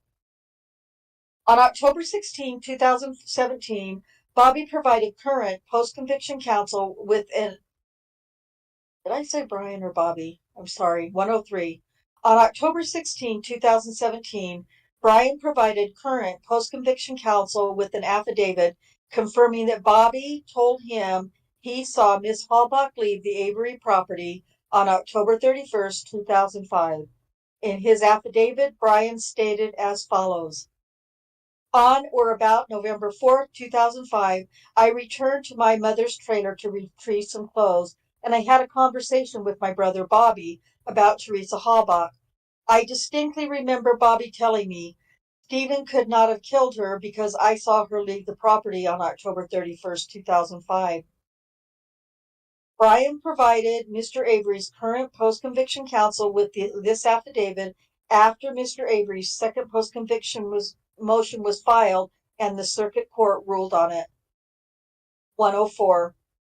The appellate court highlighted the importance of the Sawinski evidence when it stated the following in its July 28, 2021 opinion.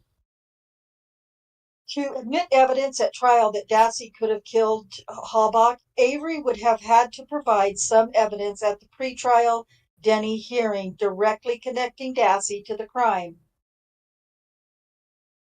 Evidence that another party committed the crime may be admissible pursuant to Denny if the defendant can show 1, the third party's motive, 2, the third party's opportunity to commit the crime, and 3, some evidence directly connecting the third party to the crime. That Dassey possibly possessed violent pornographic images might have conceivably satisfied a separate requirement motive, but it is insufficient in and of itself to allow admission of third-party liability evidence. Avery failed to meet the direct connection requirement in his original Denny motion and has not presented additional evidence on this point in motion number 4. While the appellate court determined that Mr. Avery did not have sufficient evidence to meet the Denny requirements to admit evidence at trial that Bobby could have killed Ms. Halbach, it also advised that the Sawinski evidence could be that missing direct connection. 105. Because the Sawinski evidence was suppressed, trial defense counsel was not able to establish Bobby as a third-party Denny suspect or impeach Bobby's trial testimony as the state's primary witness. As a result, Mr. Avery did not receive a fair trial. Mr. Avery had a constitutionally guaranteed right to present a complete defense to the charges against him. 106. Prior to the discovery of the Sawinski evidence, the appellate court stated that impeaching Bobby would not have undermined the cumulative effect of the significant forensic and other evidence implicating Avery in a crime committed on his property.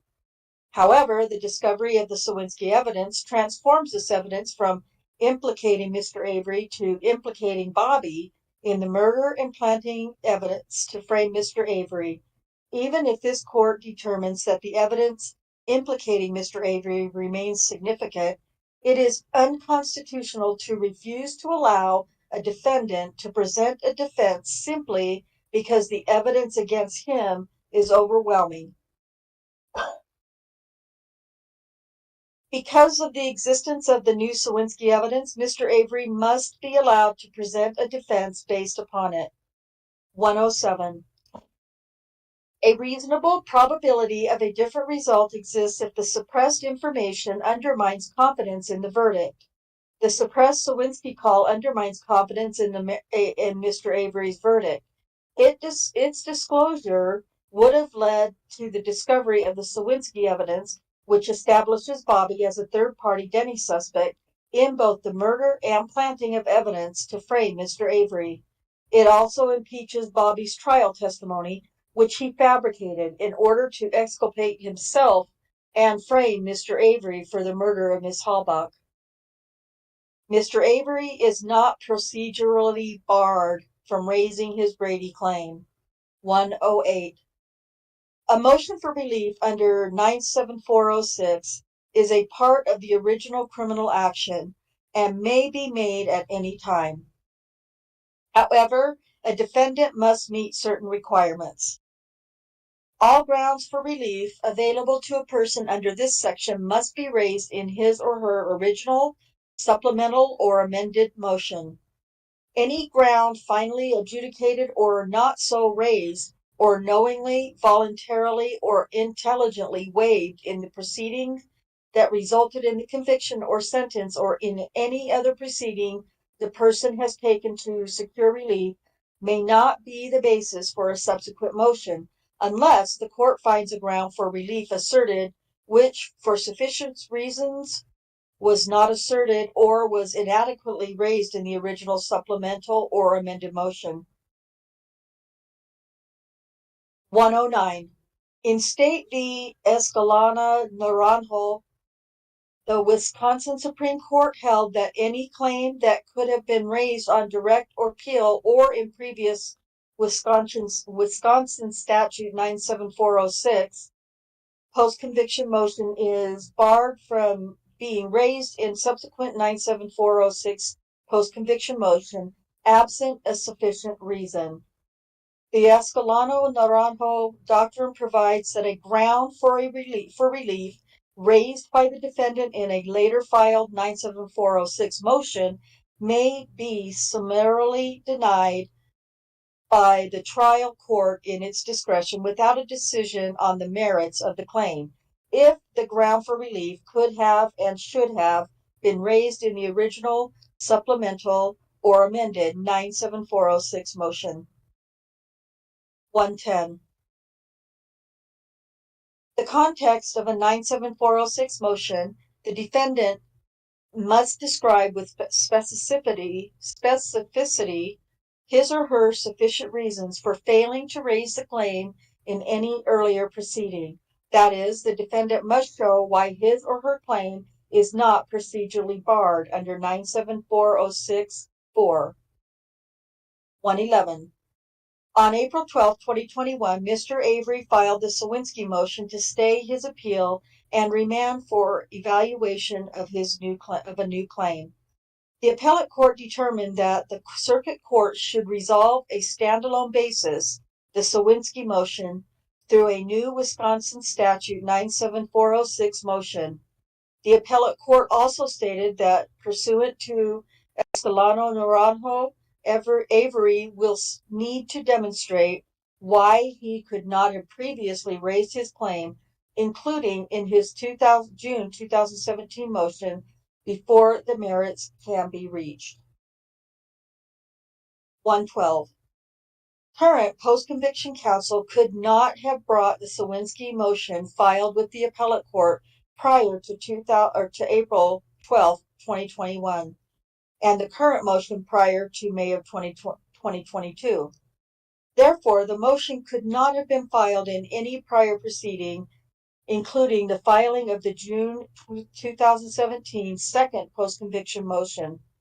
The Sawinski evidence relayed by Mr. Sawinski to the Manitowoc Sheriff's Office was never provided to Mr. Avery's prior counsel by the state. The Sawinski evidence was only discovered by Mr. Avery's current post-conviction counsel after being alerted to its existence by Mr. Sawinski in December of 2020.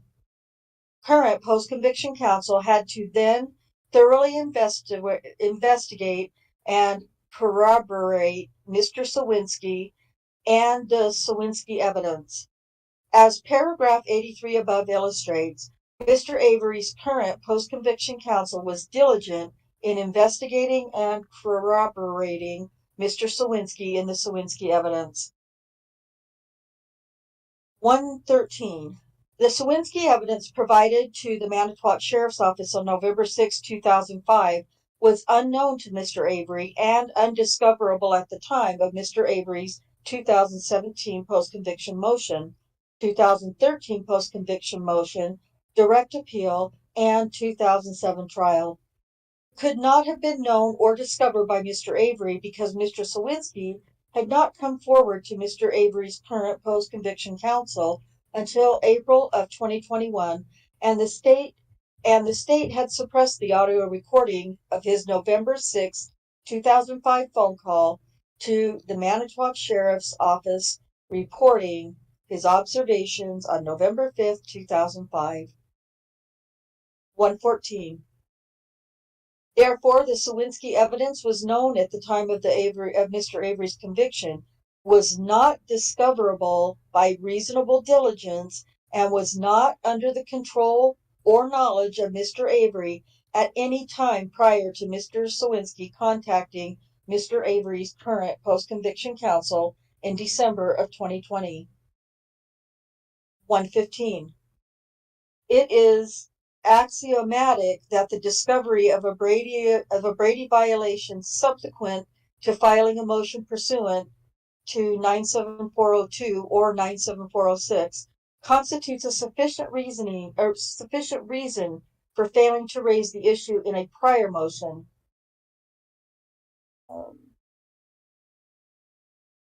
State v. Allen, 124, noting a defendant's awareness of the legal basis of his claim may constitute a sufficient reason in satisfaction of 97406. The defendant's unawareness of the factual basis of his claim is inextricably intertwined with the legal basis of his claim. 116. Even if the court determines there is not a Brady violation, the Sawinski evidence qualifies as newly discovered evidence as described above. Mr. Avery has a sufficient reason for not having brought forth the newly discovered evidence, because Mr. Avery did not know and could not have known about the Sawinski evidence until Mr. Sawinski came forward in December of 2020, after Mr. Avery's appeal was pending. 117.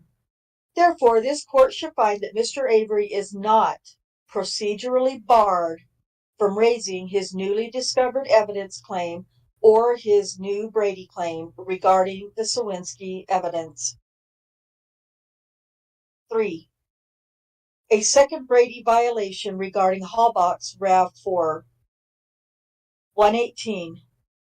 Kevin Ramlow, Mr. Ramlow, came forth to Mr. Avery's current post-conviction counsel with new information in July of 2017.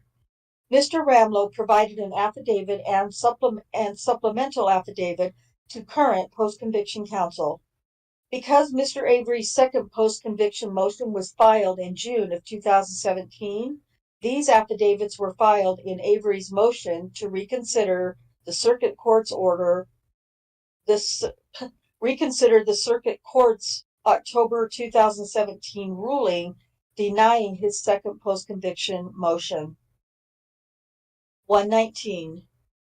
In Mr. Ramlow's affidavits, Mr. Ramlow described observing Ms. Halbach's RAV4 parked at the turnaround at State Highway 147 and the East Twin River Bridge on November 3rd and 4th, 2005.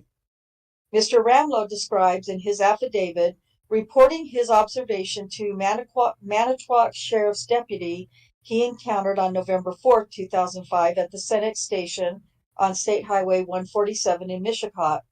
No law enforcement report was ever generated by this Manitowoc Sheriff's deputy memorializing the conversation between Mr. Ramlow and this deputy. Colby. 120. Mr. Ramlow's observation of Ms. Halbach's RAV4 on November 3rd and 4th, 2005 is material to trial defense counsel's theory that evidence was planted to frame Mr. Avery. If the RAV4 was spotted at the turnaround on Highway 147 on November 3rd and 4th, 2005, then it must have been moved and planted on the Avery property before it was discovered on November 5th, 2005. Clearly, this information supports trial defense counsel's theory that the RAV4 was planted on the Avery salvage yard before it was discovered there on November 5th, 2005. Mr. Ramlow's observations on November 3rd and 4th of 2005 of the Halbach vehicle at the turnabout off of State Highway 147 is corroborative of Mr. Sawinski's observation of the RAV4 being pushed down the Avery Road, which directly intersects State Highway 147 in the early morning hours of November 5th, 2005. Both witnesses support the trial defense counsel's theory that the RAV4 was planted. 121. Prosecutor Kratz admitted in his closing that the RAV4, quote, couldn't be driven into that property unless somebody knew that property, end quote. The only other evidence presented by the state that the RAV4 never left the Avery property after December 31st, 2005, was Bobby's testimony that the RAV4 was still present when he left the Avery property at 2:45 p.m. 122.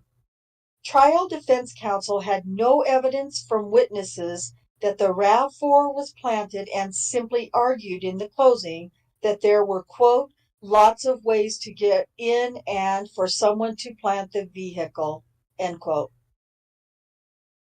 Mr. Avery is not procedurally barred from raising his Brady claim. 123. In the appellate court's July 2021 opinion, the appellate court noted that in Mr. Avery's motion for reconsideration, he raised the issue that the state withheld evidence that Halbach's vehicle was seen on the street days after her disappearance. The appellate court declined ruling on the issue, but advised the following. Sorry, I jumped.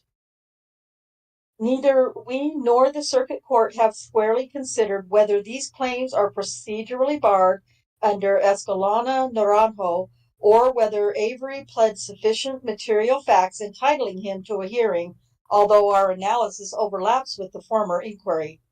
Such consideration would have to come on a separately filed Wisconsin statute 97406 motion, and we express no opinion as to whether such claims would be barred in the event such a motion is filed. 124. Clearly, current post-conviction counsel could not have included Mr. Ramlow's affidavits in its June 7, 2017 filing on behalf of Mr. Avery, since Mr. Ramlow had not yet come forward with evidence that establishes a Brady violation. There is no way that Mr. Ramlow could have been discovered by prior defense counsel or current post-conviction counsel because no law enforcement reports were prepared about his conversation with the Manitowoc Sheriff's deputy, nor did it appear in any other law enforcement reports in the Halbach murder investigation. He had never been a customer at the Avery salvage yard, and he had no connection to the family besides being acquainted with Mr. Toddick's brother. 125. Mr. Avery was unable to discover the Brady violation with reasonable diligence prior to the filing of his second post-conviction motion in June of 2017 because Mr. Ramlow did not come forward to Mr. Avery's counsel until after June of 2017. He came forward in July of 2017.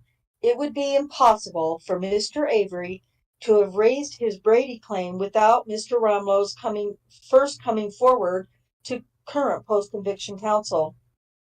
126. Therefore, Mr. Avery has a sufficient reason for not raising this issue previously pursuant to Escalona Naranjo. In the alternative, Mr. Avery is entitled to a new trial in the interest of justice pursuant to Wisconsin Statute 80515. 127. Alternatively, Mr. Avery is entitled to a new trial in the interest of justice. If this court were to conclude that this new evidence warrants a new trial in the interest of justice, this court need not resolve whether the new evidence satisfies the test for granting a new trial based upon newly discovered evidence. 128. Wisconsin Statute 80515-1 establishes that the standard for granting a new trial under circumstances such as these is whether this new trial would advance the interest of justice. Quote, a party may have to set aside a verdict and for a new trial because of errors in the trial or because the verdict is contrary to the law of the weight of evidence, or because excessive or inadequate damages, or because of newly discovered evidence, or in the interest of justice, end quote. Emphasis added. 129. Courts may grant a new trial in the interest of justice whenever either 1, the real controversy was not fully tried, or 2, It is probable that justice was for any reason miscarried. State v. Hicks, in the first circumstance, when the real controversy has not been fully tried, the court may grant a new trial without considering whether the outcome would probably be different on retrial. The Wisconsin Supreme Court has established that new evidence can provide the basis for a new trial in the interest of justice. In State v. Armstrong, the court ordered a new trial in the interest of justice because new DNA tests established that biological evidence asserted by the state at trial as having come from Armstrong could not have come from him. Because the jury was not given an opportunity to hear important testimony that bore on an important issue in the case, the court found that the real controversy was not fully tried and thus ordered a new trial. A new trial was necessary in the interest of justice because the jury did not hear important DNA evidence and heard evidence which was later shown to be inconsistent with the DNA evidence. Similarly, in Garcia v. State, the court ordered a new trial because all of the material evidence was not presented to the jury, and the integrity of our system should afford a jury the opportunity to hear and evaluate the evidence. 131. As argued above, the new Sawinski and Ramlow evidence is material and needs to be presented to a jury. The evidence refutes the state's theory that there were no third-party suspects and no evidence was planted to frame Mr. Avery. The jury never heard this evidence and heard evidence that has now been refuted by this new evidence. An evidentiary hearing is required. 132. The circuit court must hold a hearing when the defendant has made legally sufficient post-conviction motion and has the discretion to grant or deny an evidentiary hearing even when the post-conviction motion is legally insufficient. 133. The Wisconsin Supreme Court in State v. Allen determined that a motion contains sufficient material facts for an evidentiary hearing if it includes, quote, the name of the witness, who, the reason the witness is important, why and how, and facts that can be proven, what, where, when, and would entitle a defendant to a hearing, end quote. 134. Mr. Avery has sufficiently pled the name of the witness, Mr. Sawinski, and the reason Mr. Sawinski is important. He provides evidence material and favorable to Mr. Avery by directly connecting Bobby to the Halbach murder as a third-party suspect and connecting Bobby to planting evidence to frame Mr. Avery.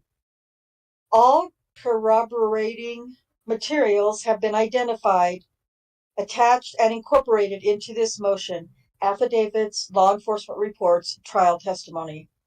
These corroborating materials demonstrate that Bobby is a third-party Denny suspect.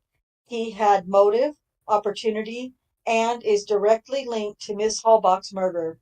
Additionally, he is a Denny suspect who is directly linked to planting evidence to frame Mr. Avery by having access to key evidence of the crime because of his possession of Halbach's vehicle.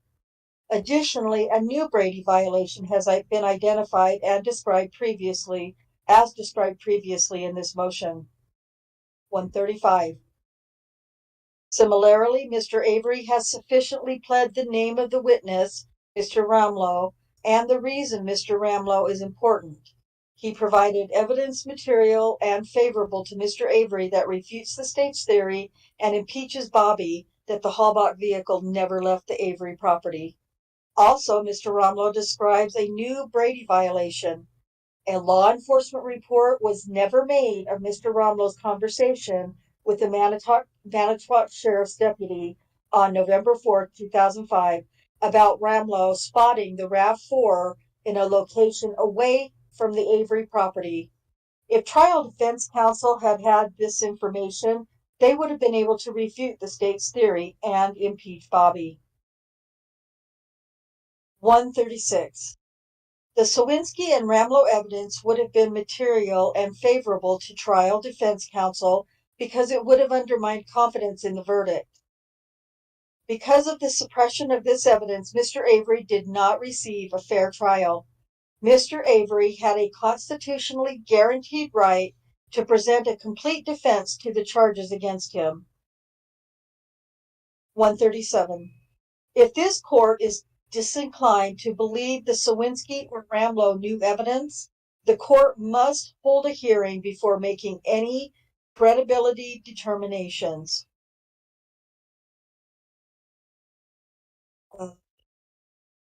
It says, holding that when credibility is an issue, it is best resolved by live testimony.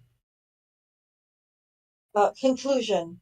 Mr. Avery respectfully requests that this court grant him one of the following alternate remedies. 1, order the state to file a response to the third motion of post-conviction relief and or grant an evidentiary hearing. 2, grant this motion for post-conviction relief by ordering a new trial. 3, grant the requested relief and grant any and all relief this court deems appropriate. Dated this 16th day of August, 2022. Damn. And then we have, it looks like then we have the exhibits. We do. I'll make a comment. And I think that everybody, as you guys did such a great job reading, I didn't want to interrupt. I do want to say I owe you like a couple beers. You did say corroborated. Are you guys so proud of me? Like 9 times. I counted it 9 fucking times. Did you? Yay! 9 times. And you did well. So we'll just leave it at and corroborate. Yep. Yay! Every time I saw it, I was like, I'm doing it. I'm doing it. Anyway, I could hear the concentration in your voice, Rhonda, yeah. when you were coming out to it, and I was like, poor Rhonda's got all the corroborates. and not to bust in too, because we rode you so damn hard about it. But the comment I wanted to make was in reading through all of this and what she's done, she was very intelligent about it. She took the Court of Appeals decision and she applied what she has now got with the Sawinski interview, the phone call, and the Ramlow, plus the Brady violation. She applied everything that's now come out. She couldn't have done it before because she didn't have the information on the Sawinski call. She didn't have anything to back it up, and now she does. That gives credibility to Sawinski. Yeah, that's what when I heard that she's actually got part of the call and everything like that, I was like, boom, there you fucking go. That is new evidence, period, because she has got a record of the phone call that he actually made, so it corroborates everything that she's saying. And you're right, Jack, the way that she's done this is fucking spot on. Yeah, she did a really good job. And look at the exhibits here, groups A1 and A2. We can look at this here real quick. This is a DOJ 2. You can see here it's 284. DOJ report 284. It's an interview with. This is what. I just want to say one thing that I've never heard is that Mike Osmondson said that you can remember on November 1st that he knew that Teresa was missing or something like that. Yes, that's right. And he also, when questioned by the investigator, he couldn't remember if he helped Bobby push that rap. What? How can you not remember that? Where is it that he states about November 1? I've never seen that. Have you? No, I don't think I have. Maybe somebody else does and can pull it up, but no, I have not. Yeah. That's very interesting. It is. I may not be thrilled with the Skowinski thing overall. I still think it's pretty weak in terms of getting Stephen out, but what she did do was make it almost impossible for Judge Flowers to get around at least having a hearing to find out what the hell happened to the recordings or why they aren't there. I don't know how they can get around that piece of it. That's what I got out of it. Yeah. That's right.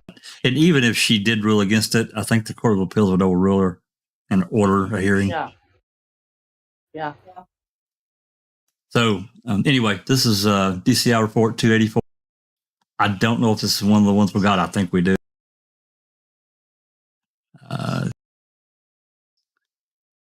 This is on, you can see the interview is on June 6, 2006. That's stated in the, we're not going to read through it, but that's stated in the. By Dassey. Yeah.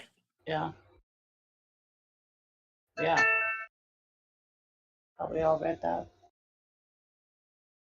Oh, there go all the porn bots. Uh-oh. Yep, I see them now. I'm looking at my phone. Then we got DCI report 304. Examination of the, it says Brendan Dassey computer, but we know that's incorrect. And that was intentional as well. We do have this one. We've read before. We've questioned why. Look at the occurrence for that one. For the Dassey computer, it said like 1890 something. Occurrence from 1899. Oh my, what the hell? What? Wow. Is when it occurrence to. Occurrence from and occurrence to 12/30, 1899. It went back in time. Yeah, back to the future, man. Christ. But we discussed about what the Valley CD and what Fassbender observed on it, and him being a internet whatever part of that agency to monitor this kind of stuff, and he didn't do anything. He knew it was on there, and he didn't do anything, and that's questionable to me. And then Exhibit B. Why didn't I go back and be like, whatever happened with all of those like nudities and stuff? Because that was his job basically. Yeah. Testified, I think, in another case about sexually explicit stuff on a computer for somebody who was doing sexual crimes online. So I'm confused why he didn't bother to go, hey, what happened to that computer stuff? There was all kinds of shit on there. He kind of just fell in line. I did my job. I put the report together. That's it. Right. And I don't know. Powers that be, I'm sure, drove that investigation. Told them not to pursue it, but that's just what I see from the outside looking in. Anyway, there's the affidavit of Kirby. He's talking about, looks like talking to Osmondson. Why? Why would he say I don't remember and not say no? Yeah, don't do that. I'm going to read part of this. It's starting on number 3. On February 16th, 2022, your affiant interviewed Michael Osmondson outside of his residence on 955 Main Street in Mishcot. Jim Kirby was also present with and witnessed the interview and Osmondson's response. 4, your affiant asked him if he ever helped Bobby Dassey push a car down the road leading to the Avery salvage yard. He replied, quote, I don't recall, end quote. Your affiant then asked him if by saying he didn't recall, in fact, he could have helped Dassey push a car down the road. In November of 2005, but just forgot he did it, he replied, quote, I don't remember, end quote. At the conclusion of the interview, your affiant told him that your affiant wanted to be sure that he was not denying ever pushing a car with Dassey towards every property, but that he just couldn't recall if he did it or not. For a third time, he replied, quote, I don't recall. But he doesn't say RAV. They didn't ask him about the RAV. No, he just said specifically. They just asked him if he had ever pushed a car down the road. Right. You would still think he would remember that. That's kind of an oddball. Right? I would think. I mean, in number 5, in regards to the never happened. I mean, in regard to the phone call on October 31, 2005, to and from Bobby Dassey's phone number, he said he didn't recall making or receiving calls from Dassey that morning. When he was shown the printout of the message units, he said that 970-973-0514 was his number in 2005, and he recognized 920-973-1742 as Bobby's number. He stated that the early morning call could have been about hunting, but he didn't know for sure. When asked if he went hunting with Bobby that day, he said that he didn't, as he took his brother trick-or-treating. When asked about the multiple calls to and from Bobby between 3:56 p.m. and 6:02 p.m. on 10/31/05, he said that he couldn't explain them other than Bobby often doesn't answer his own phone. Okay, that's interesting. I wonder how long those calls are. Yeah, I don't. is the phone record going to be one of these exhibits? I don't know. I Maybe think it is. It should. I think that's the one that's sideways. That's kind of hard to see. Here's another affidavit from Kirk. Yeah, number 3 on March 20, 2018, your affiant submitted a public record request to Manitowoc County Sheriff's Department, which reads, okay, we don't need to read all that because we've already covered it. I'm not going to reread. We're talking about getting the dispatch call, and he put in a open records request. Well, he said November 3rd and November 5th. When was that call with Sawinski, though? November 6th. November 6th at 10 something at night, 10:42 or something. But they also requested that as well. Number 4, your affiant subsequently received a package in the mail, from the Manitowoc County Sheriff's Office, included 2 CDs and a letter dated April 12, 2018, addressed to me, signed by Larry Lavana, Deputy Inspector. We received and reviewed your request for any non-911 recordings in your possession of incoming calls to Manitowoc County Joint Dispatch from November 3rd, 2005 and November 5, 2005. The dates in question are outside of our recording system storage, but in the time frame you requested recording for copies we made of this time frame due to the different recording records request, and we therefore have some of these recordings. The recordings we have are just recordings. They are date range of recordings. They are not broken down by date and time. I have 2 CDs enclosed that are responsive to your request. And he gives them. And those 4201 and 4202, everybody remembers looking through the dispatch calls, are lines into the Manitowoc County Dispatch. Got a number of different phone lines. The CDs were delivered to Office of Kathleen Zellner, subsequent to your affiant receiving.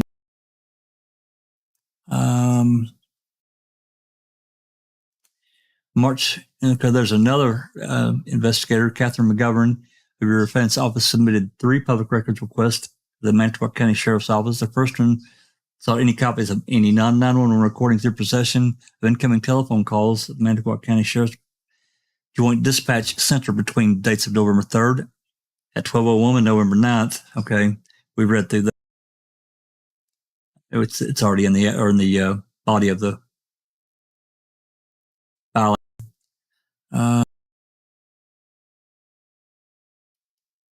Received an email, okay, number 7 on April 18th, received an email from Amanda Matheby at the Manitowoc County Sheriff's Office regarding these requests. In this email, Amanda Matheby replied that she was updating Ms. McGovern regarding her request and copies of incoming and outgoing telephone call logs. She responded to that these records do not exist. Wow. And that was after they already sent them to Rookie, right? Yeah. Yep. I don't remember the exact date that we got them, and we'd go back and look because we started getting them posted pretty quickly. We can check out what those dates were. I can't remember. You had asked me before we went live, and I can't remember. Let's see. May 3rd. Oh, those are the logs they said they don't have. The logs would probably show like who the numbers were coming from, right? Probably. I'm not really sure, but probably. So it looks like she requested an audio recording for amount of $360 for these records. She requested your affiant's office remit payment so they could start working on the recordings. On May 3rd, 2022, this is number 9, your affiant's office received 35 CDs marked as containing audio recordings from Manitowoc County Sheriff's Office.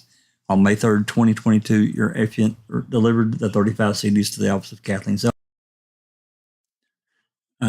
He goes on to talk about one of the 35 CDs produced from your affiant's records. Second public records request was discovered by your affiant in the office of Kathleen Zellner. Affiant listened to this call.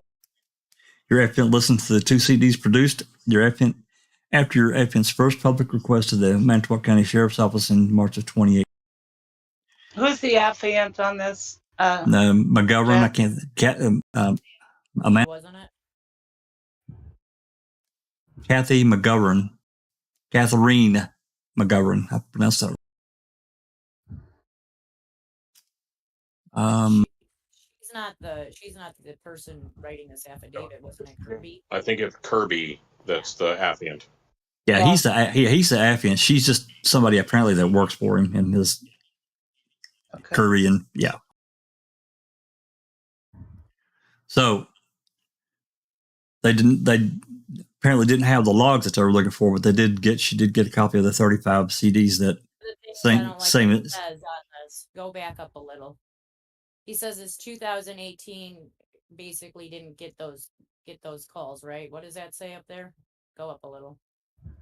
Yeah, number 10. The recording of the November 6th call in which Mr. Sawinski's voice was identified was not in the initial discs provided to your affiant following your March 8, 2018 public. He didn't ask for November 6th in March of 2018. He only asked for he didn't ask for November 6th. He asked for November 3rd and 5th. So how's that going to play out? Like, well, you didn't ask for the 6th in March. I don't know. Anyway, sorry. Go ahead. All right, Exhibit D. Okay, I'll try to let me see if I can turn this. I'll zoom in on a little bit. Is that the porn? Yeah, no. This is a list of the calls. When you look at these different CDs, there's 35 CDs, and you look at the calls, this is what we see. When we made the recordings, this is how they're labeled. And you can see it's really blurry, but you can see, if I look at the first one, 2005, 11-3. I sent you that call, by the way. 1100-231. Did you? One call on the 4th. Yeah. I can't read it. I want to know what's happening on the 4th.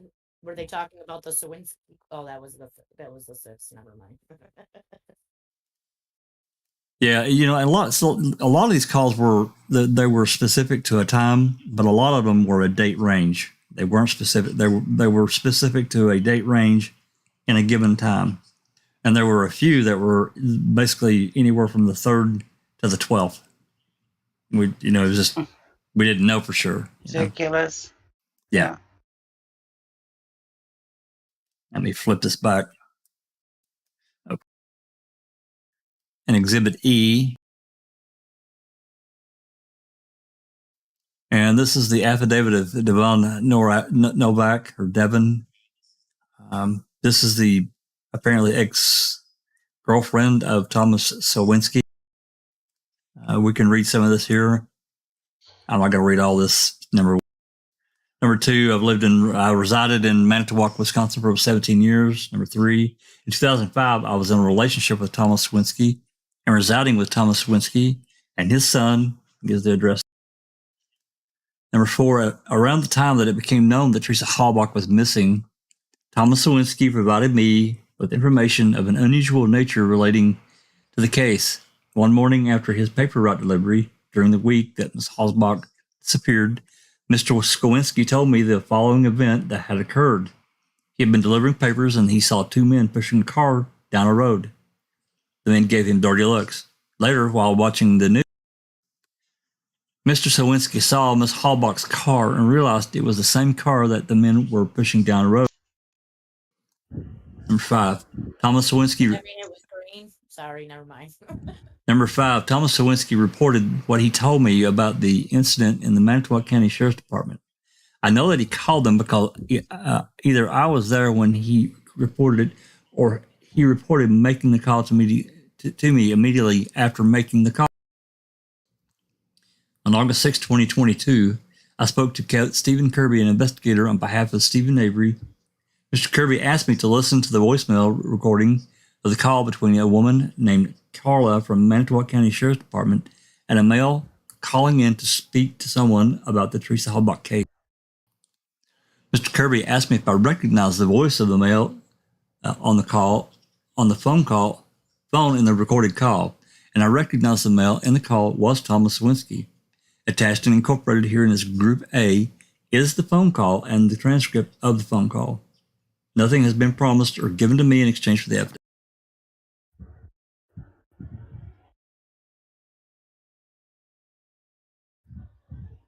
And this is the transcript of the phone call. Manitowoc County Sheriff's Department, this is Carla. Can I help you?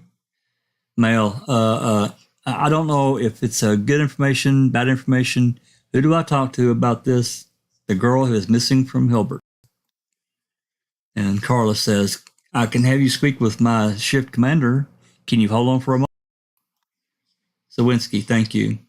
Carla, sure. Carla, unintelligible. I'm going to transfer you to the shift commander. You'll be talking with him, with Sergeant unintelligible. Okay. Sawinski, thank you. Carla, okay. And Carla gets transferred. And the sergeant unintelligible. Carla, Scott, when I hang up, it's a man on the phone who thinks he has some, maybe more leads. He wants to speak with someone on the case. Sergeant, all right. End of call. That was Senglov, right? I think so.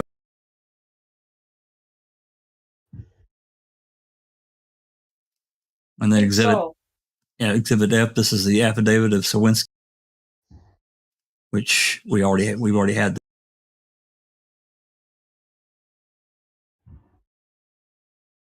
I think we have, let's see.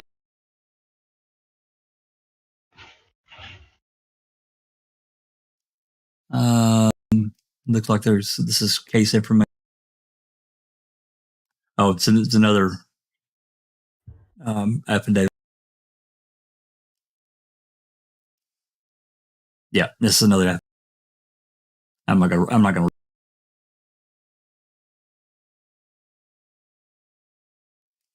And then here's some kind of photographic map. I'm guessing this is what where he showed what he saw. Pointing out the spot. Pointing out where, yeah, you can see his name.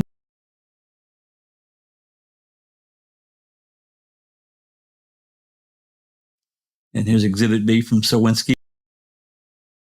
I'm not going to read this one either. Everybody can take their own. I think we've already got this anyway. Yeah, and her last two. Yeah. Another transcript of the call.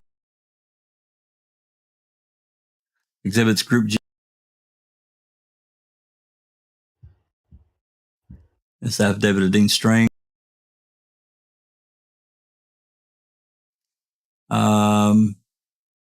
Number 2, I reviewed Mr. Buting's affidavit of August 11th. My recollection and understanding comports with his as to everything he has addressed in the affidavit within the scope of my personal knowledge. I agree with him. Well, I agree with and confirm his affidavit.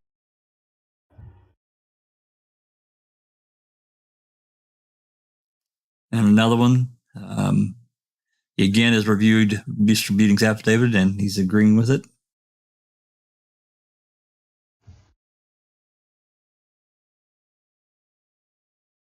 And here's an affidavit from Jerome Buting. He's talking about he was counting. Mr. Strang and I repeatedly, number 2, Mr. Strang and I repeatedly requested notice of exculpatory or potentially exculpatory information and otherwise discoverable information and material from prosecutors in Manitowoc County Sheriff's Department. This includes reports and of any tips from citizens and audio tape copies of dispatch and or other communications relevant to law enforcement operations involved in the search for investigation of Teresa Halbach's disappearance for a period of November 3rd, 2005 through November 12th, 2005. An example is my July 24th, 2006 letter attached as Exhibit A to this affidavit. Number 3, I received a CD-ROM from that purported to contain all Manitowoc County Sheriff's Department dispatch calls related to the Halbach investigation covering the period November 3rd through November 12th. That CD-ROM was at some point turned over to Mr. Avery's successor counsel. I recently reviewed the handwriting on a copy of that CD-ROM, which I recognize as my handwriting. I'm informed, and I believe in part based on my own recollection, that this copy of the CD-ROM came from my files on Mr. Avery's case. I recognize my handwritten note on the CD-ROM, which refers to one call on that recording, an untimed call to a dispatcher from the then Sergeant Andrew Cole, requesting information on a license plate of the Teresa Halbach.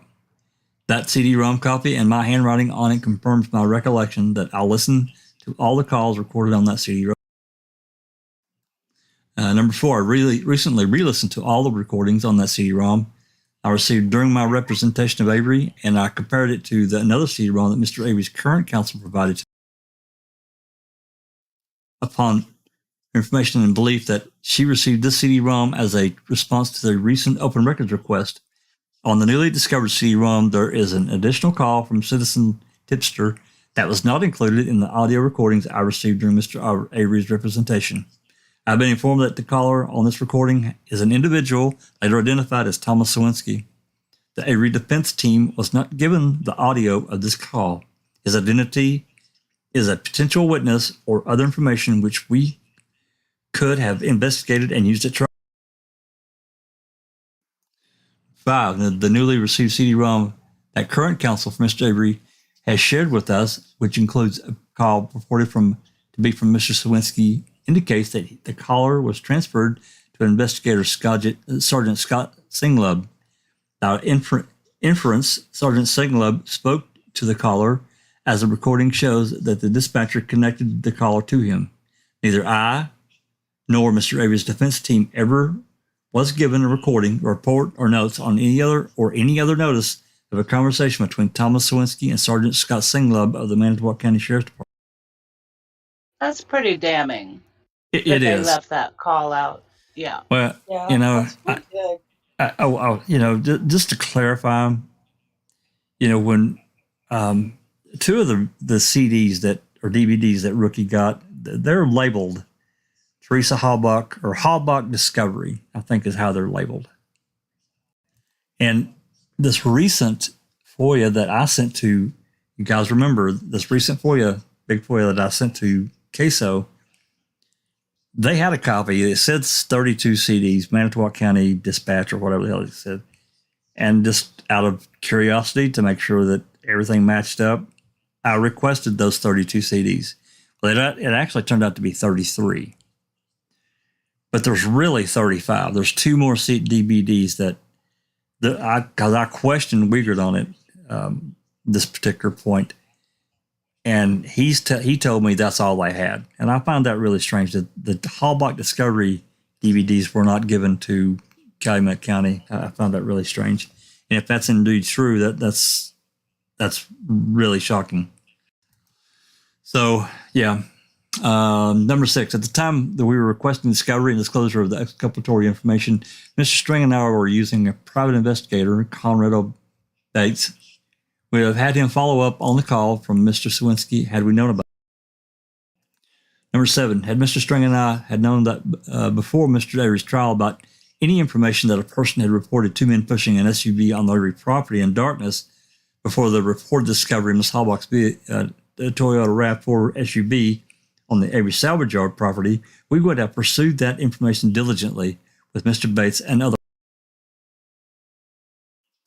Number 8, had Mr. String and I received or known before Mr. Avery's trial that Mr. Thomas Sawinski's telephone call with the dispatcher, which shows that she transferred the call to Sergeant Singlub's we would have made a specific request for further information about the substance of that call from Sergeant Singlove. Number 9. Although the new CD-ROM reveals Thomas Sawinski indeed did call the dispatcher during the time frame of the CD given to Mr. Avery's trial counsel, Mr. Sawinski's call was not included on the pretrial discovery CD-ROM. Number 10. As to the call from Andrew Colburn described in paragraph 3 above, neither the prosecution, the Manitowoc County Sheriff's Department, nor any agent or any agency of the state of Wisconsin ever disclosed to me or the defense team the date and time at which that call was made. Like many other recorded calls that were disclosed to us, the audio record of that call from Andrew Colburn had no timestamp or other documentation of the time of the when it was disclosed to me and the defense team for Mr. Avery.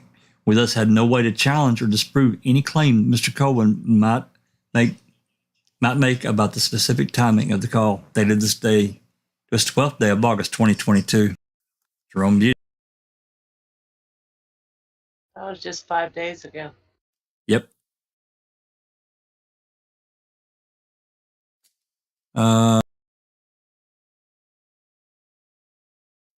This right here looks like a fax that he's provided.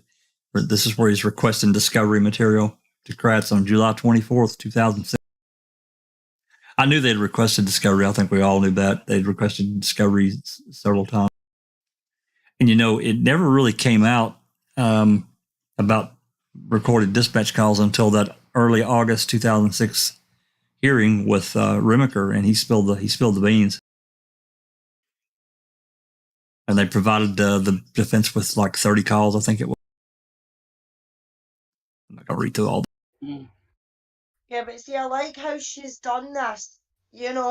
She's said all this stuff about Sawinski and everything like that, and that she's had the phone call, and she's got the affidavits and the actual transcript of the phone call that Sawinski's made. But not only that, she's asked Butin and that to check if they got it, and they've literally came back and said, look, what you've got there is not what we received during discovery. Right. When we asked for it. So there's one right away that deserves him a new trial, because that is exculpatory evidence. Well, because it connects, this phone call connects Sawinski to making that call, and they never got it. And he's reportedly seeing some, Bobby and this potentially Osmondson, who cannot remember helping somebody push a car. I'm curious why that letter from Brad Dassey to the hall box is in there, and you can't read most of it. That's the one with all the gray all over it. You just went past it. I was thinking that as well, Susan. What the fuck are they trying to hide in that? Why being all blacked out like that? You know what I mean? Yeah, I don't know. Yeah, I saw that before. There it is. That's it. Yeah. And you can read some of it. That's devious. You know what I mean? That's devious. What are they trying to cover up there? And I can zoom in on it and kind of get some of that, but it's so pixelized there that, or not pixelized. It looks like it's got letters all over. It's just crazy. But I don't know why they did that. It's like so many other pieces of evidence in this. It's just like, well, we'll just give them whatever we don't want them. We'll cover up what we don't want them to see. But what does Brad Dassey writing to the hall box have to do? Yeah, that's. And it's not mentioned at all in her filing. I don't know that that's anything intentional. I think that's just a bad copy. Somebody was just not paying attention to when they were doing it. I don't think this was that's intentionally, covered up. I think that's just a bad printing job. No, I mean, what could be possible to be in there that they would need to hide anyway? He looks like he's writing a letter of condolence to the call box. That's what I can get out of it. Yeah. But it's not mentioned in the filing anywhere. What is it doing there? I don't understand. I guess they just included it. I guess I don't know. Yeah, I really. Yeah, I agree with Susan. What is the point in it being in there? Brad sending a letter like that to the Hallbacks, you know what I mean? That's got nothing to do with the case, period. It's got nothing to do with Brendan, and it's got nothing to do with Stephen. So why the fuck is it in there? Yeah, I don't know why. Oh, we can't read it all, so. No. Yeah. No, I may There's try something, I to don't get know. to it later and try to decipher, what I can. But again, to me, this looks like a letter of condolence to the Hallbox. That's what I'm getting at. It's like this. Rhonda SD says it's Brad's admission that Barb said she had stuff wiped from the computer. That's a question. Oh, I don't know why he would say that to the Hallbox. Yeah. Yeah, this looks like Brad the same. Dassey wrote the letter to the Hallbox family. So maybe he felt guilty because he felt they were guilty. Well, wasn't it? I don't know. That's a mystery to me. Let's see. This is another one about the public records request. I'm not going to read through all. I'm going to, and I didn't do it before we started. I apologize. I was trying to hurry and amidst all this insane computer stuff. I will get the document linked here. Actually, while we're talking here in a minute, I'll probably just, while everybody's talking, I'll stick it on OneDrive and I'll put a link in the chat for anybody that wants it. And then when we finish the live, I will include it in the description until Zoe has a chance to get it on the website. Then we can correct it later.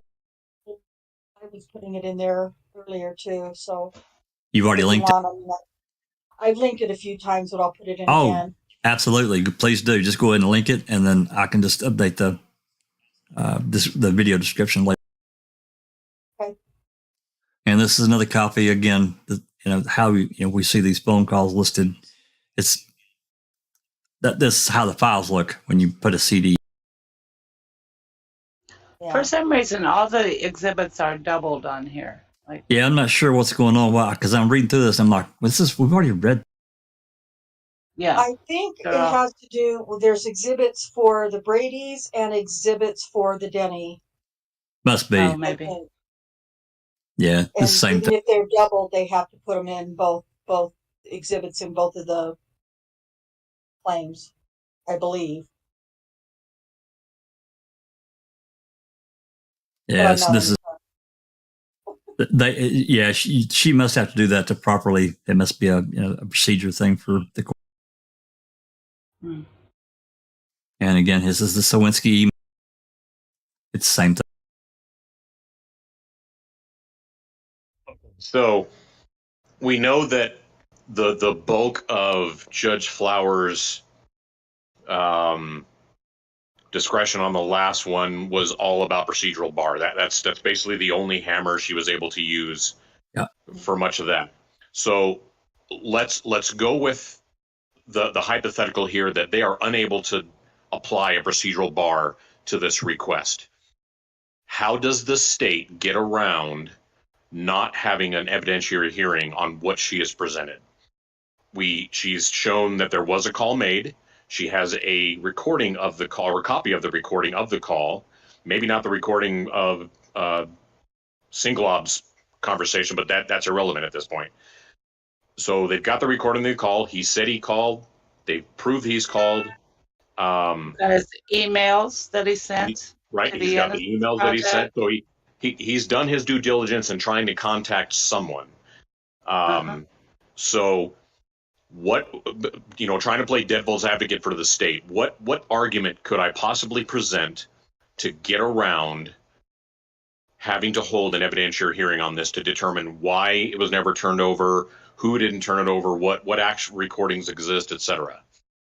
I don't know how they can. I don't think you do, Sapper. I don't think you do get around it. I without making people really stand up and take notice, because it's to me it's a rather obvious decision to be made, and I don't think that they can get around it. But I've had doubts like that in the past, and they've lied their way through whatever bullshit they've created, but I don't see how. She's given irrefutable evidence. They can't go with procedurally barred. No. So a couple of beautiful things about this that could bear fruit. And I'll say it again. I'm not a big fan of the Swinsky story himself because he's changed it several times in the tellings. But let's just set that aside for the moment. If they cannot apply procedural bar, and if they can't get around ordering or holding an evidentiary hearing to determine the facts and the credibility of the lack of discovery on this, then we have something that we haven't had before, and that if an evidentiary hearing gets ordered, Kathleen now has subpoena power to go after all the recordings and everything from a legal standpoint, a subpoena standpoint, and now Manitowoc nor Queso can play these stupid games they've been playing for years and saying, "Oh, we're not sure what we have or anything else," because now they can actually suffer consequences for not turning it over. So that's one beautiful thing. And the second beautiful thing is how the state would have to refute what Zellner has presented. Number one, they have to refute the existence of the call itself, and they can't because we have copies of that. And if the recordings exist, then now we have to give Swinsky a little bit more credibility about what he saw. Doesn't mean he's right in what he saw, but now the state has to show or has to be able to prove he didn't see what he saw. Exactly. And now that brings in the possibility of putting Bobby on a stand, putting Mike O on a stand, and if they can get them two on the stand, right? Put Sanglob up there. Yeah. Well, all Sanglob's going to say is, "I don't remember. I don't know what we talked about. I can't recall the nature of the call and blah blah blah." And they'll ask him why he didn't write a report, and he'll come up with some other bullshit. Sanglob is going to be a non sequitur on this thing, or a non-starter.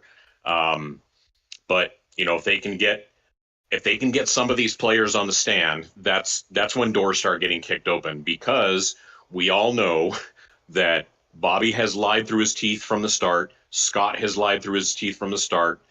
So they're not going to be able to remember everything they lied about. They're not going to be able to remember all their lies. So they're going to get, somebody like KZ is going to be able to tear them apart piece by piece once they get them on the stand, and that could open additional doors. So that that's kind of a positive I can see coming from that. Not necessarily Swinsky himself, but the possible doors that could open.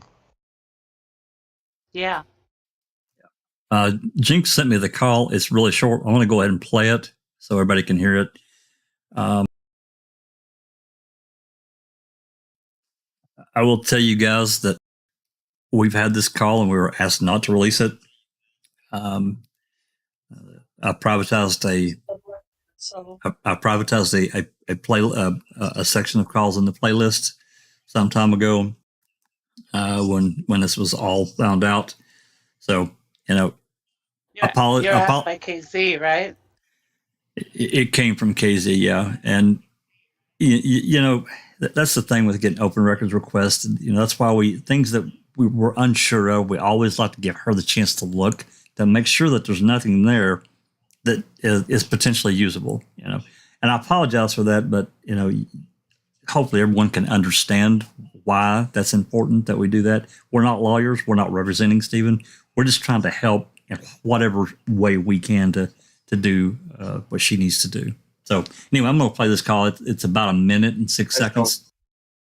You guys don't need to apologize, Jack. KZ is the ultimate authority on this because it's her case to win or lose. That's right. So your decisions make perfect sense in how you approach them. We can't be like the Courtney Skinners and the Jacks Wests of the world and screw everything up by lying and inserting yourselves in. So, well, we don't. I say that as separate because we don't really like to withhold anything from public records requests. We'd like to get it all out there, let the public have their chew. But there's certain things that, again, she is the lawyer, and this is for her to make or break, right? And we just did as we were asked. So we'll be releasing it. Somebody, yours and I, will create get this converted and get it in the playlist.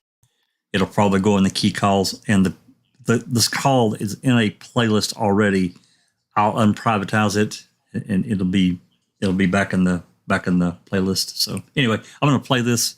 Anyone that's here in Discord that has YouTube muted, you're probably going to unmute to hear the call. So here we go.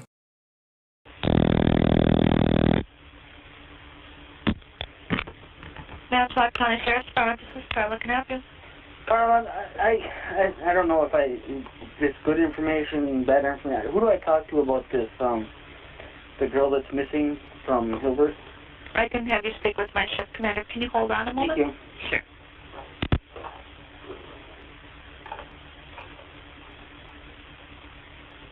Hey, I'm going to transfer out to the shift commander. You'll be speaking with Sergeant Singlaub, okay? Okay, thank you. Mm-hmm.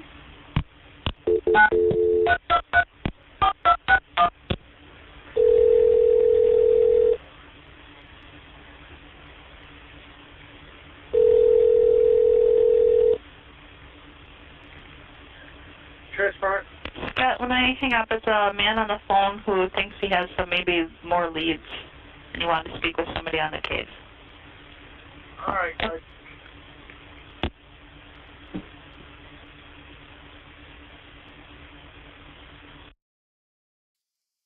So, you get a call like that, it gets transferred. We have so many of them. Boom. That's all we've got of it. Whether they're recorded or not, I have no idea. I can't imagine they're not recorded, but I don't know. I really don't. We know some of them, we get these direct lines, we get these conversations between Wiegert and Poggle or Wiegert and Remaker, or I should say. Those calls are recorded because it's a direct thing, but these other calls that come in and they get connected to the shift commander, boom, it gets cut off. We don't get to hear the other end of it. It's really frustrating. Anyway, this call here we were asked to withhold, but we'll get it back in the rotation. We'll get this one isolated to its own individual call, and it'll go on the key calls playlist.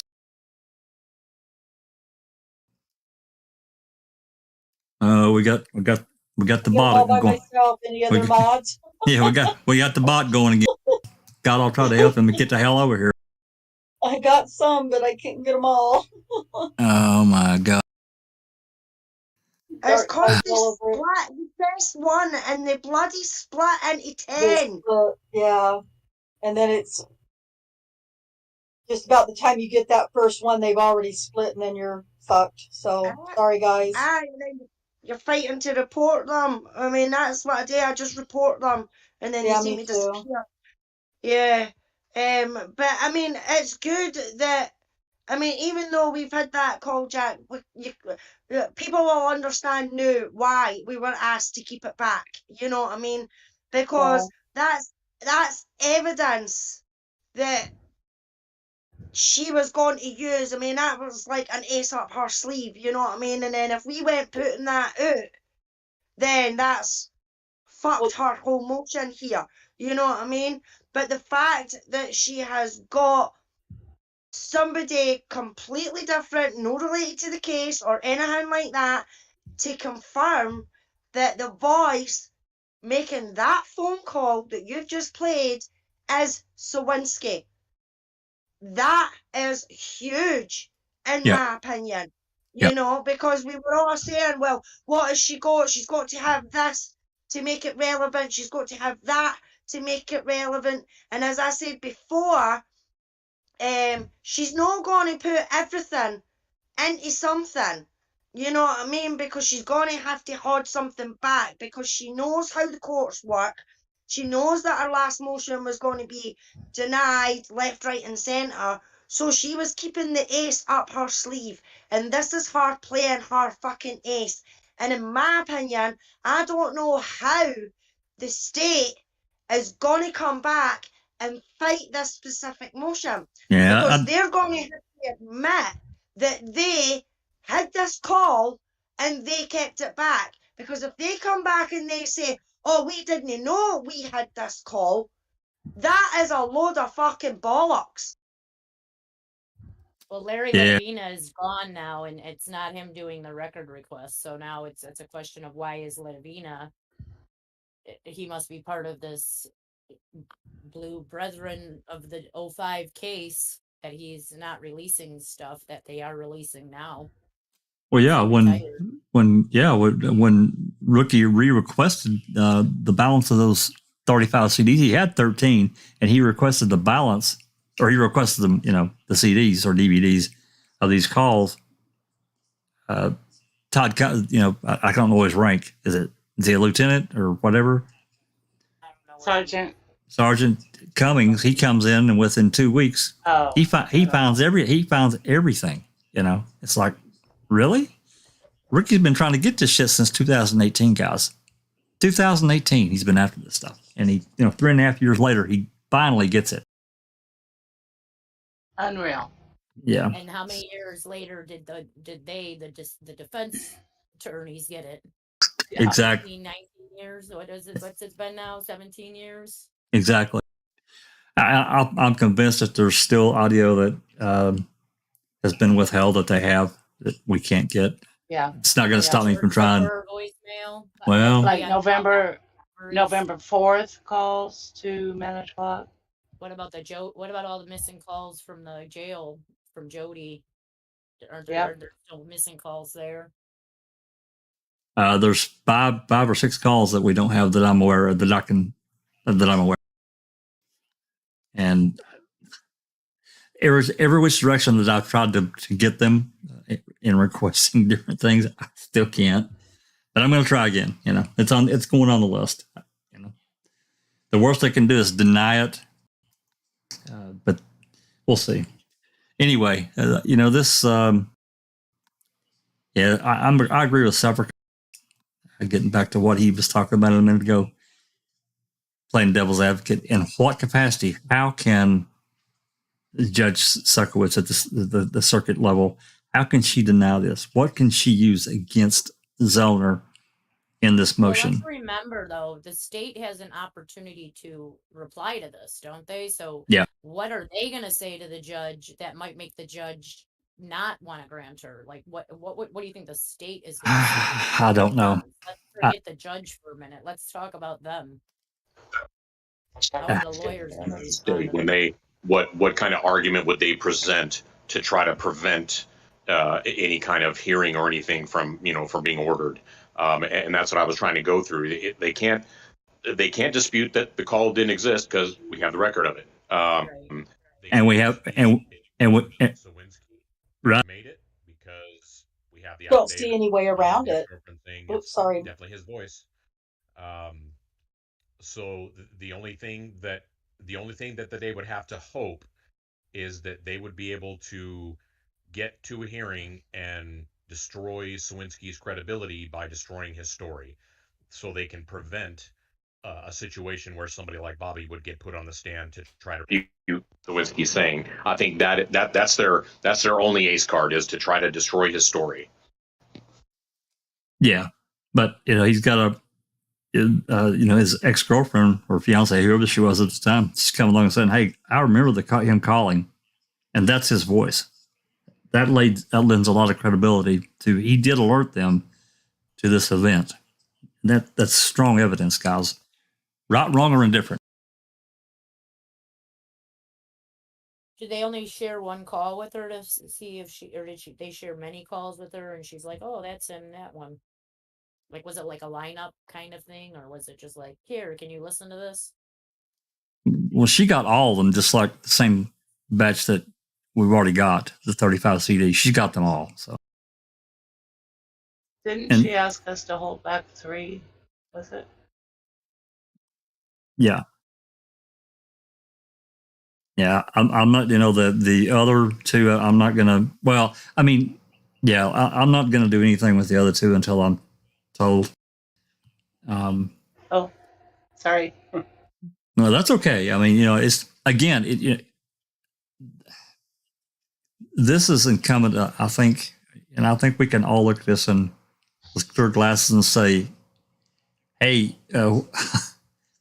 she's the lawyer. We have to trust her and what she does with the information, because she's the one that's going to have to file motions and potentially go into court and argue it. And if we interfere in that, it's No bad. way. Not Yeah, a we chance. don't know that. Hell no. I mean, because I think we all agree that these guys are in jail wrongly convicted. I think that in this process, we have to take a step back, even if we have information that we don't really know where it could lead. This is incumbent upon KZ to take it and go. Yeah, yeah, exactly, Jack. I mean, just think about it. If we'd have put that call out before now, that's her whole motion fucked. You know what I mean? Yep. So she trusts us enough for us to send her the information, and if she thinks that it's relevant or is going to be relevant to help Stephen, then asking us to produce it or put it out there or something like that right now, then that's what we are going to do. Because as you say, the last thing we want to do is do anything that will detrimentally be bad for the boys' case. Not a You chance know in what I hell. mean? No way. Yeah, but that's the thing about our audience, though, Jack, and our supporters, is they know that when we do that if we done something like that, there's a reason behind it. You know what I mean? Just like everybody said in chat there when you said about we've had this call, but she asked us not to keep it back. A lot of people in chat was like, don't worry, guys, we understand, we know, and this is the reason why. Because it's shit like this motion. You know what I mean? As I said, if we'd put that out, that was this motion fucked. You know what I mean? But then you've got the ones like Courtney and all that are just running their mouths off, no thinking of the fucking consequences for the guys or how it could fuck up their fucking court cases or anything like that. And that pisses me off. Just because they're speaking to Stephen doesn't mean to say Stephen knows everything that's happening on the fucking outside. You know what I mean? So sometimes they need to sit there and shut their fucking mouths and let KZ do her fucking job. Well, that's the thing. In this kind of thing, I just don't think it's our place to put something that's potentially helpful to the case. And there's just no way that we should ever interfere in that because now you're stepping into, and I think back immediately to the Colburn case and the third party that has got entangled in all this civil shit. And she had to give an all-day deposition because she's entangled herself into it. And there's no way that we can do that. No chance. So, this is an easy thing to follow. Again, this comes back to saying, we don't want to withhold anything. We don't. We don't want to do that. However, and this goes in the future, if there's something that we get that we think is potentially helpful to the case or something that KZ doesn't have and she wants to think about it, we're going to give her the chance to do that first. I personally had hoped that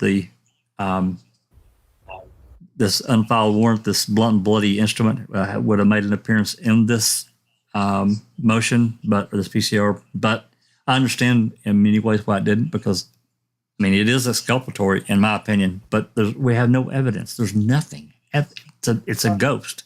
It's a fucking ghost. I have a question. Well, and I think for that piece, go ahead.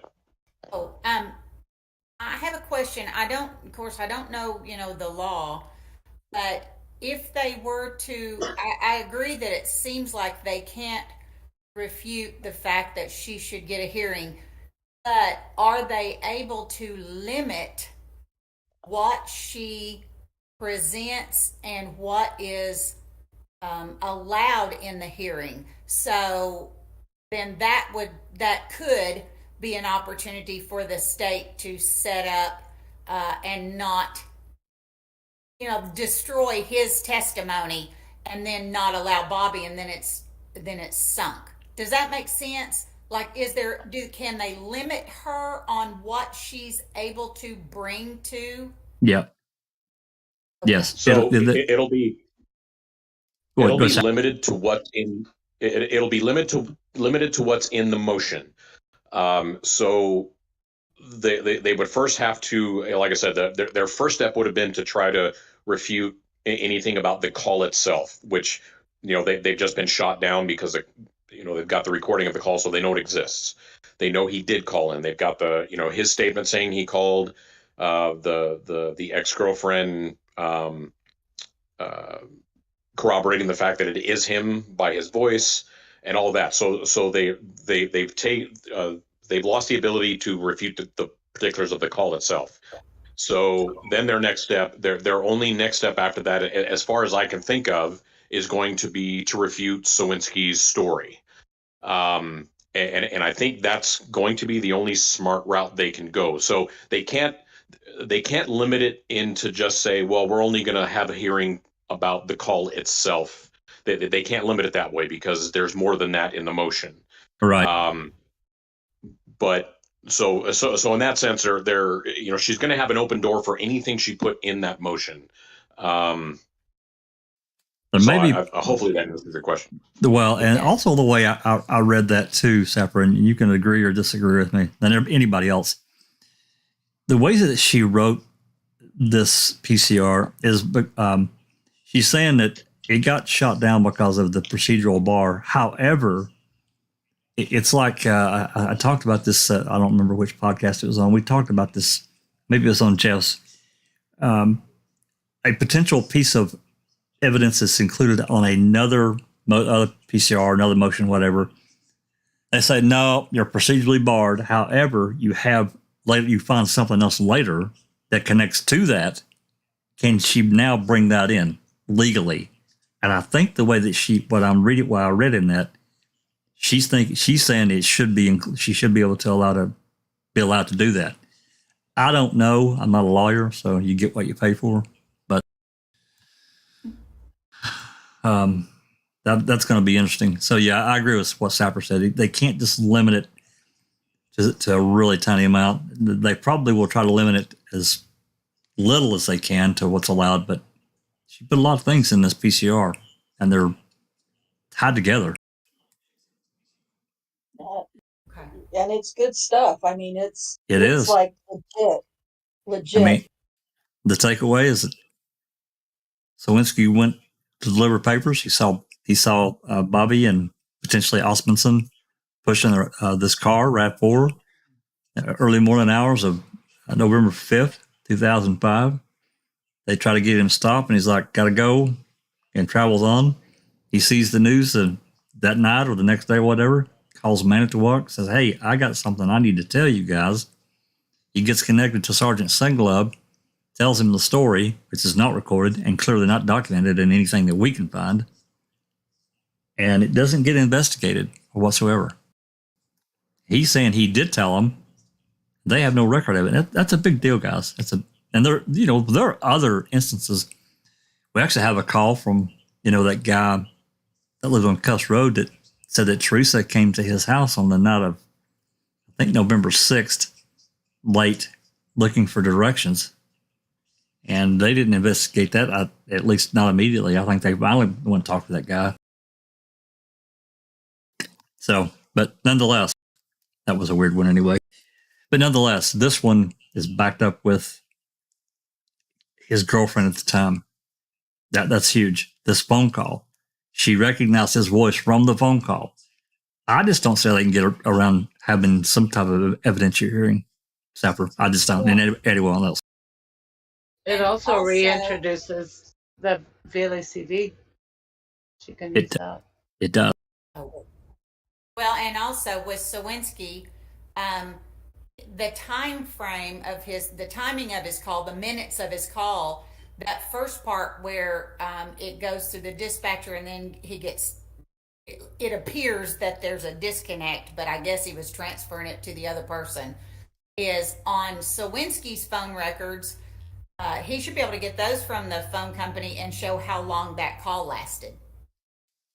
Potentially, I guess, depending on his provider. I don't really know how long those records are kept. I'm sure that there's a limitations of how long these companies keep these records, but yeah, that's a long time ago. Yeah, we're talking, let's see, that was 2005. So now we're 17 years in the future. Well, not quite, 16 and a half. So yeah, maybe, maybe.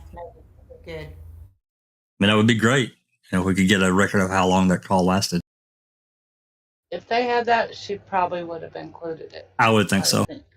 Yeah. And Oh, yeah. I can't imagine that they didn't try to go that route and got nowhere. That would be my guess. But Yeah. Zoe said she's messaged and said she's going to be putting the PCR in the library, so she'll be getting that done, I'm sure, sometime this afternoon. Yeah. You know, I think the inclusion of Mike O and his little interview is interesting because of how he approached it and how he answered it. It wasn't a no or a yes. It was the old standby, I don't remember or I don't recall. That's a classic lie. Everybody knows that too. So now the question becomes, why is Mike O lying?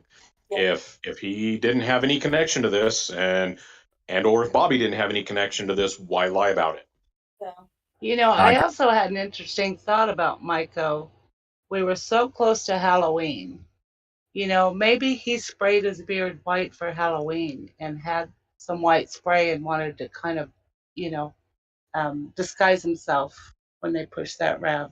I want proof that he had a beard in 2005 because I was looking him up on his Facebook, and the earliest picture I see of him is 2008, which he does have a small like goatee, but it's not a full beard. However, there is like a full bearded picture of him from 2014, which made him look older. But I want to see proof that he had a beard in 2005 because he was still kind of young in 2005. He was what, 19 years old, the same as Bobby.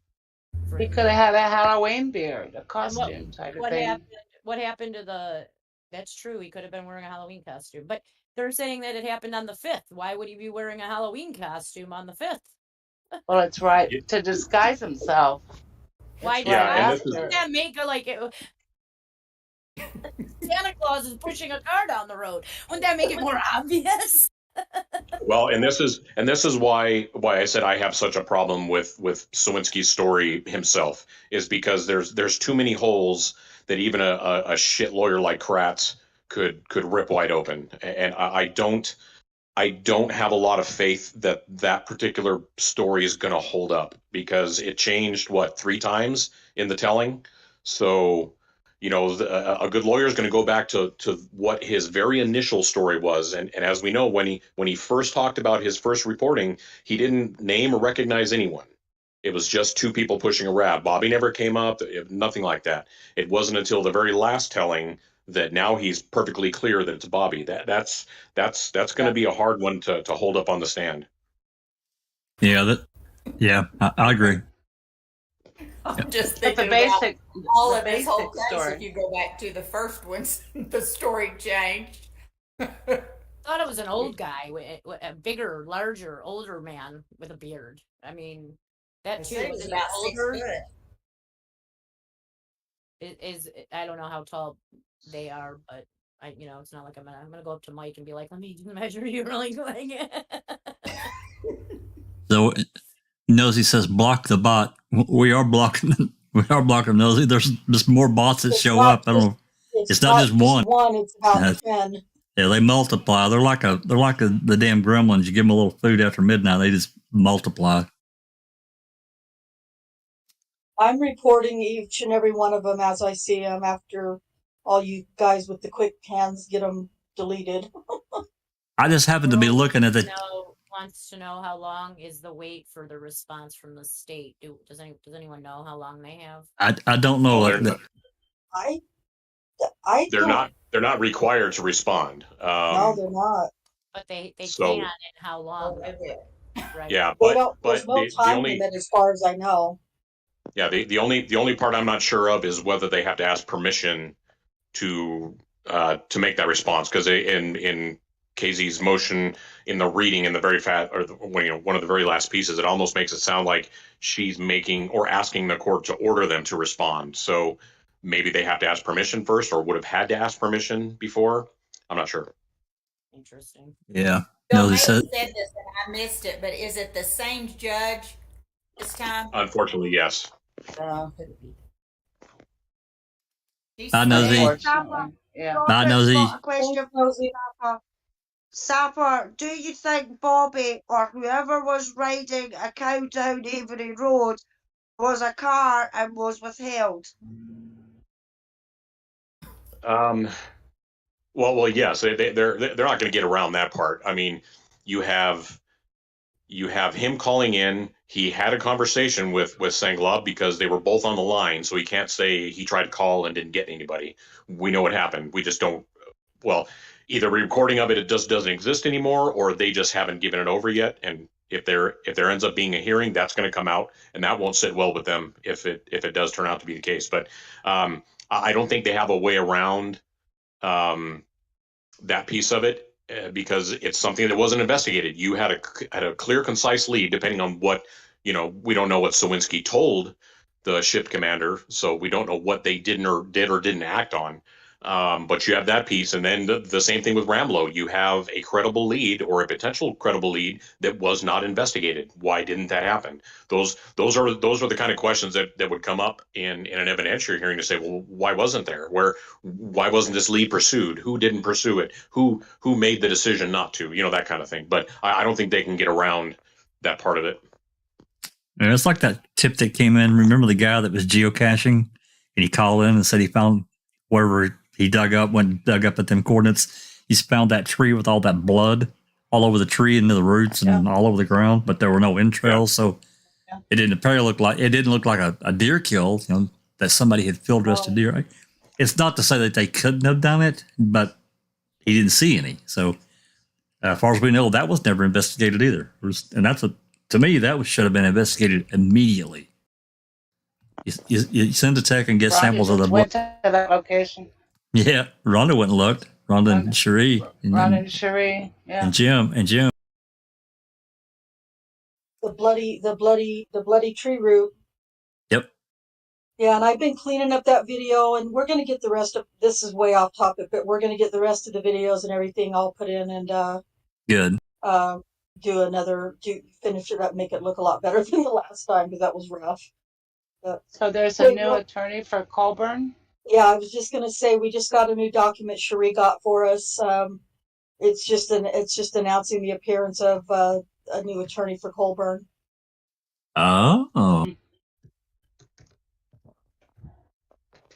Agree. Do any of you have records for Bobby's phone other than the 31st? I don't think so. Like, do we have any calls? Do we have Bobby's calls from the 5th early that morning, or from any time other than just the 31st? Has anyone ever requested them? I haven't. I don't know if anybody's ever open record requested this. Requested all the phone records. Somebody did at one point. Seeking might. I'll reach out to her and see. Yeah, you need to ask her. Yeah, as we all know, Greaseback got ran off the case, which should have happened.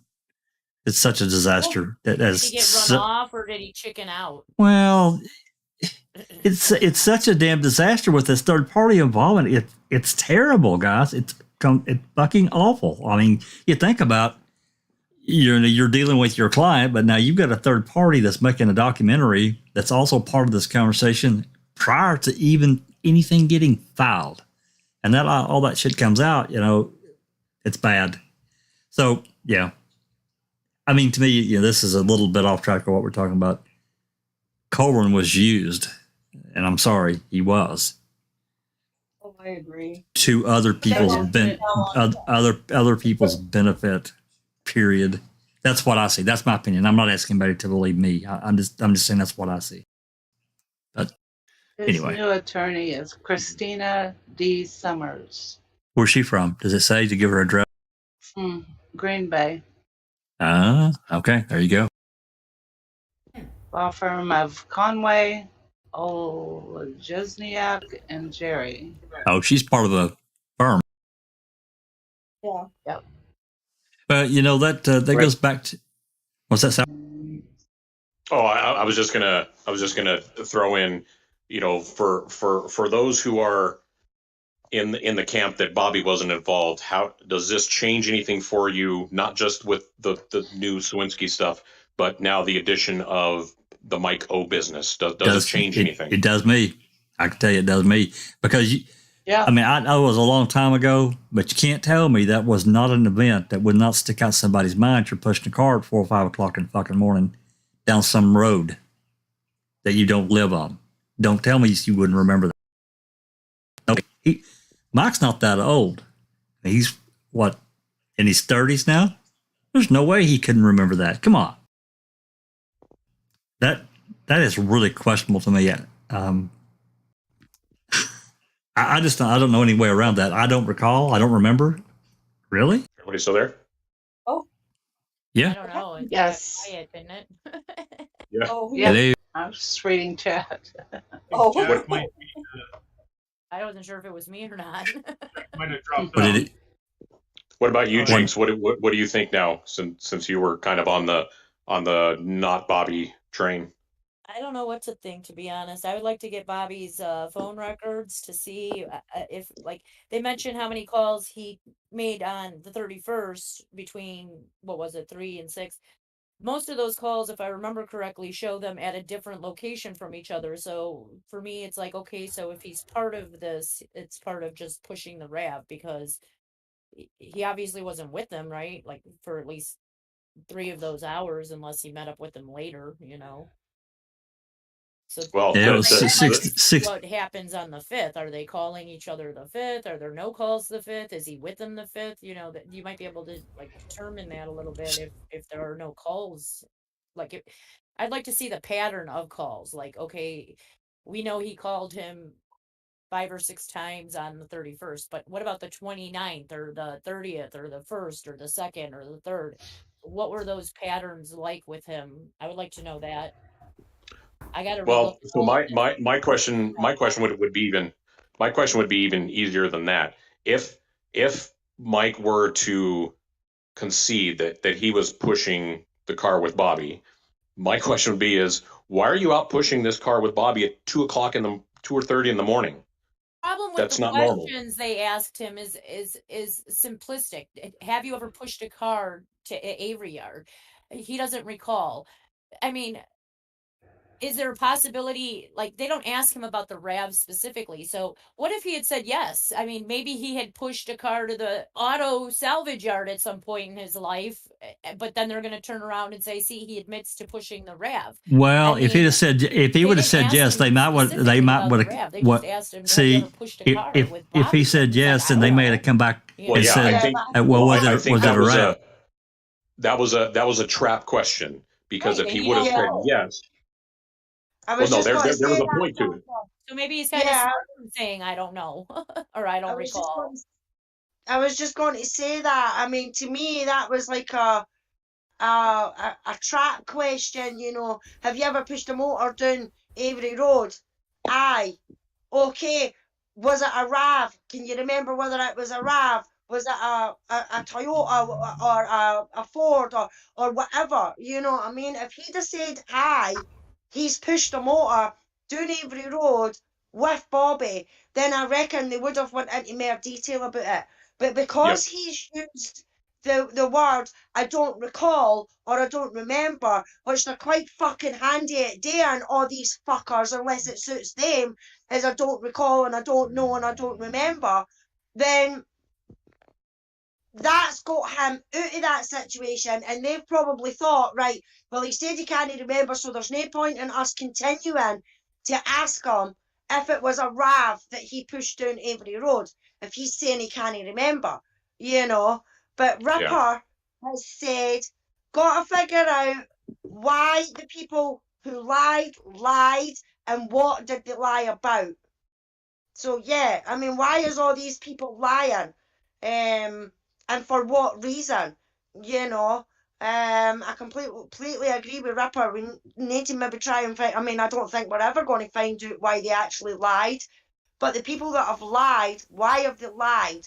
And when they've lied, they could still come forward and speak to Casey, because there's no way that say for instance it is Bobby that's had anything to do with this, nothing's going to happen to him because all the evidence is fucking gone, lost, destroyed. You know what I mean? And it's all pointing to Stephen. So even if he did come and speak to KZ, I don't think anything would happen to him anyway. You know what I mean? I even don't think he would get done for perjury because that could be part of the deal that he makes. I don't know what the statute is on perjury. I'll tell you what I know, but I'm not going to jail and I'm not doing this. And if KZ and that want it that bad, then they'll make a deal. But the fact is Bobby ever going to come forward? Because then he's going to have to admit to lying. Like a lot of people are going to have to admit to lying. Yeah, that's kind of the $1 million question. You know, we've got Bobby lying, got Scott lying, you've got Barb lying, and also you can't tell me that all of these people were so afraid of the cops that they would do whatever the cops said. I think that there's more to it. Especially knowing that they've done this before. I mean, this isn't like a new situation for the Avery family for one of their own to be wrongfully convicted either. You know, this already happened for 18 years. Well, at this time, it was now 20 years. It was 2005, 20 years since he had been wrongfully convicted the first time. So it's not like that's another thing. Like, what's there to be scared of? You know, they know this stuff kind of happens. So why wouldn't they want to make sure that this time it was, it's so weird because in 85, Stephen had like, what was it? 21 or whatever it was, 11 or 21 or somewhere in between their alibi witnesses. And in this case, it's like they're all turning against each other. Yeah, well, that's kind of interesting. And when they know this can happen with law enforcement, as it happened in 85. Yeah, and that's been one of my biggest problems with Barb, for example, when it comes to Brendan. There so much stuff had happened before they were getting a hold of Brendan that Barb would have already known these people are snakes, that these people were crooked, that they would bend rules, break rules, you know, do anything they could to get their goal or to meet their goal. She knew this already, yet she still allowed them multiple times to sit alone with Brendan somewhere and just mind fuck him. Like, I get it. The 27th, okay, they came, they took him from school, but then they asked her to bring him to Two Rivers, right? Like, and she does, and she doesn't go in the room with him. At that point, after she found out that they had taken him out of his classes to interview him, why not say, I would like a lawyer? You want me to bring him now to Two Rivers Police Department so you can continue to interview him. And they're telling her that you don't want to hear this evidence or something like that. Isn't that what she claims? That they told her, yeah, you don't want to hear this gory details. At that point, your son is admitting to gory details. Why aren't you asking for a lawyer? Or even if you don't ask for a lawyer, why aren't you in the room yourself? And even at the end of the first, she's like, she knew there was something wrong at that point because Brendan's like, they got to my head. And then she's like, what did you do to him? You know, and it's like, you should have known that on the 27th when they told you that he was admitting to these gory details. I don't know. I get it that, you know, maybe there was, you know, manipulation there from the police department, but at the same time, they've been through this. It's not a new situation for them as a family. Well, and you know, yeah, and you know, the argument's kind of been made that they could have used, you know, Barb being in possession of weed against her to get her to say different stuff. But what would their thing against Scott be? They didn't have anything hanging over Scott, so why would Scott go changing, you know, the fire, for example, you know, from being this little fire to a fucking skyscraper tall fire. It was no fire. There would have been the November 10th, you know, the November 10th interview, there was no fire at all. And then it was Barb who basically convinced Stephen on a phone call that they did have a fire on the 31st because he thought it was earlier, right? Can you all hear me? Can y'all hear me? What did he think it was? Later in the week before, like a Thursday or Friday or something like that on the week before. You can't hear me? On a Monday. You all can't hear me? You know, making sure. Like, why would you convince your brother of a fire to go along with your boyfriend at the times? Like maybe I should consider that. I mean, you got two people alibying each other. You got this one convincing there's a fire on this day. Even her own son, I believe, said that there wasn't a fire on Monday. And yet she wants to convince Stephen that there's a fire on Monday. And then it's Scott Taddick who puts Brendan Dassey at that fire. At the fire. Yep. Exactly. Yep. Yeah, so, I don't know what manipulations they used against these people. Scott went that direction. I've said it many times. Scott didn't want Brendan around. Brendan, from that perspective, was a drain on resources because Brendan wouldn't have been able to support himself. He isn't the kind of kid that would have been able to turn 18, move out, and go live his own life. That was not going to happen. So Scott didn't want that kind of thing around. And he somehow was able to either convince Barb of that or have some kind of influence on Barb where Barb just kind of let things happen. And that's my opinion, my take just on everything we know. But yeah, that's why they lie. So Bobby lied to protect himself, self-preservation. That's why he lied. Why Scott lied, I'm not really sure. I'm not sure if he was protecting Bobby or why he would protect Bobby. Unless it was at Barb's direction, I don't know. But I find it hard to believe that you ask your new boyfriend to protect your son. Yeah, it would be more likely for you to ask your son to protect your new boyfriend, in my opinion. So that kind of has always been something like I thought. Like if they did it for some reason, I feel like Scott might have been the perpetrator and Bobby was the one who was asked to be the alibi, the covering witness, or whatnot, like, because I don't know, that's just what I've kind of always had in my mind, because how do you ask your new boyfriend, like, hey, my son's being looked at for murder, would you mind giving him an alibi? I mean, so those are the kind of things that I can't reconcile, that have not allowed me to remove somebody like Bobby or Scott from the suspect list, because there's just too many questions about why they did what they did. This is something. Is Jack's talking, by the way? Because I don't hear him, and some people are saying in there that they do. Yeah, I don't hear him either. I don't hear anybody but me and you. And maybe it's that's just weird. The Sapper and Jinx show now. Maybe I'm here with you, and I don't hear Jack. You can't hear. Well, just not coming to Discord, but it seems like it might be going out to YouTube. Is that right, YouTube? Hear him on YouTube. Oh, interesting. Yeah, actually, I can't say that because I don't have YouTube. I'm not listening on YouTube. Never mind. Yikes. We can't hear you, Jack. Let me hear you on YouTube. Jack, it's not a conspiracy. We just can't hear you. That is so weird. Yeah, and I had said it earlier in the chat too. That talking, but then we can't hear him. So. Yeah, I said it earlier in the chat, but Ripper says they can hear him on YouTube. I can hear him on YouTube. He just tried talking, and then I heard Sapper talk over him on Discord, but I can hear him on YouTube as well, but I don't hear him here on Discord. Oh. See, he cut out before. He was talking, and that's why I got quiet, and I thought it was me. So maybe he's got to jump in and jump out, or jump out and jump in again. Discord's been funky.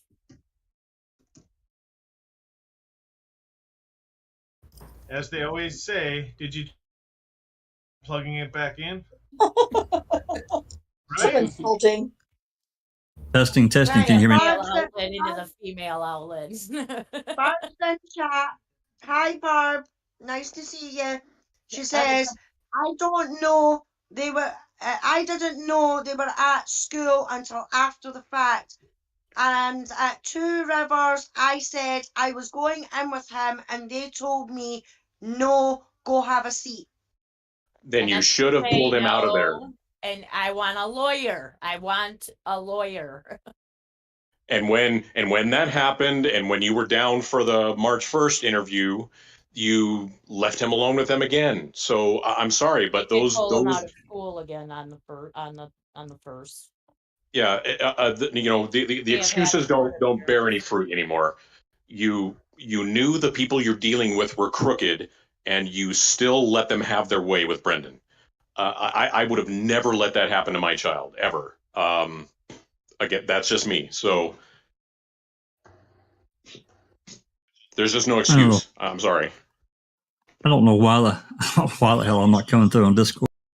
That's so crazy. Well, I don't know that, hashing that over is going to change anything now. I mean, we are where we are. It is what it is. Yeah. It is, right. And I don't think I feel like the only people we should be putting any blame at the feet of is the state. Well, what about Bobby and Scott and now Mike O, who are listed in this motion? I mean, Kathleen Zellner has good reason to bring these things in, right? Like, she's not going to bring things in that you don't think are credible, or so. Did Bobby really see what he saw that he said on trial stand? If not, then he lied on the stand, and he can still recant his testimony to this day, tomorrow, yesterday, and he doesn't, and that's a problem for me. And same with Scott. Their testimonies were played out in both trials, and the people who lied on the stand need to start coming forward and saying, look, here's my affidavit. I am fully aware that I lied. Here's my formal admission of it, that I recant all of my testimony. I didn't see anything. I wasn't even on the property that day. And let that be done, because without it, it just makes them look more guilty for not saying it. Yeah, anybody who's gone camping, who has had a campfire, knows that the whole story about the fire is bogus. It defies the laws of physics. It could not happen. So the fact that you have people sitting on the stand saying that's what happened, they're lying through their teeth, and the laws of physics support that. So why? Why did you do that? Why did Scott lie? Why did Barb lie about what was on the computer, or about the computer in general? These kind of things have to be answered, and they're not answering them. And if they're not answering them, then they are directly responsible for Brendan still sitting in prison to this day. And I have an issue with, all of us supporters go out to try to help these two men by research, spreading awareness, doing what they do best in this case to help keep the case going, to keep trying to get the truth out. And it's hard to sit back and try to find the truth when some of that truth needs to be said by the family themselves. When they don't want to help themselves help their family, it makes it very hard for the passion to help these two men that I don't even know. It kind of makes it dwindle a little, and that's where I was a couple weeks ago. I was dwindling on it. I was, like you said, I was losing focus, and part of that is because the people who could be talking within the family that could be helping their own kin aren't, and that kind of bothers me a little bit. Yeah, I've said it before. If somebody was accusing me of murder, and I know damn well I didn't do it, you can damn sure bet I'm going to let everybody know I didn't do this. Here's my exact timeline of where I was every second of every day during that period. Now, I'm not going to be dumb enough to not do it as a lawyer. I'm still going to protect myself from that sense. But you're not going to accuse me of something and me just sit and take it. No way. Right. Especially if this were to blow up in a more public or national forum, if this were to make the national news, now you're splashing my name across the national news. What are they going to do when she does get a hearing, and then they are subpoenaed to be right and back on the stand to repeat whatever stories they're going to repeat, or to recant whatever stories that are they going to wait until that hearing, or do it now? Put out your testimony now in an affidavit. Because if she does get a hearing, you guys are all going to be, Mike O will be on the stand, Bobby will be on the stand, Scott will be on the stand. Those are three of the three people that they will subpoena for this if there's a hearing for this evidence. Well, and I just have that's just a hearing. God forbid if they have an evidentiary hearing and they find out that things are more screwed up than they thought and they get an actual retrial. Oh, God. Yeah. I mean, if it wasn't somebody, Scott, it wasn't Bobby, it wasn't Michael, and it really wasn't, then help KZ get pointed in the direction that she needs to go. To find Yeah, the I real mean, person who's the culprit, to get her the Denny, to help find the Denny, you know, stuff that she would need for the 3 prongs for that, because right now they are the best of Denny. They are. And that's yeah, well, exactly. If you lied, for instance, you know, in talking about Barb, we know she got popped with weed. If that's why you lied, if the cops threatened you with you know, doing something to other members of your family or something like that, and that's why you lied, say that. You're not going to get popped. You know, you're not going to get in trouble for some weed now that you did 15 years ago. There's no statute. The statute of limitations is gone for that. So that's not an issue. Statute of limitations is gone on that. So even if Yeah. you're worried about being charged with a perjury case, the statute of limitations are gone. They were like 6 years, I think, or something like that. So in a criminal case, so you don't have to worry about being charged with perjury. So, like I said, Kayla Avery had balls when she got on the stand and recanted her testimony at Brendan's trial. And I would like to see more balls like that from their family to recant some of the stuff that they've said at trials. Yeah, I mean, if I was Brendan, that's a question I'd be asking myself. Why isn't anybody fighting for me besides, you know, from my family, other than Stephen and Laura? Why is nobody else jumping out of the woodwork, screaming from the hills, you know, doing any of that? None of that's going on. Jack just asked me to let you guys know that he's getting ready to wrap up. Oh, because he can't be heard. Yeah, I guess. You're not sure because you can't talk. What's that? Can't be heard in Discord, but I can be heard on YouTube. I don't know what the hell that's all about. How long have we been going? Okay. 2 hours. No, 3 hours and 40 minutes. 3.5 hours. 3.5 hours. 3 hours and 36 minutes. So is there any other thoughts about the motion and possible consequences from any other members?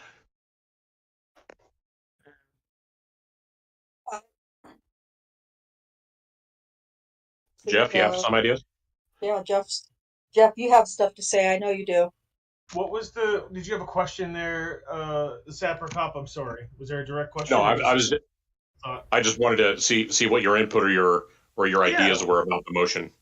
Yeah. So I this is what I've been thinking about, and I read that article last night, and some keywords popped out, and I'm just going to tell you what I think about this and how I'm kind of more on board with KZ than I ever have been before. I think I kind of starting to understand what she's doing, and from my point of view, and I could be wrong, okay? So this could be totally wrong, but I feel like she's zeroing in on Bobby by making this slice of the pie more narrow and more narrow, that it could only be Bobby that did these things, right?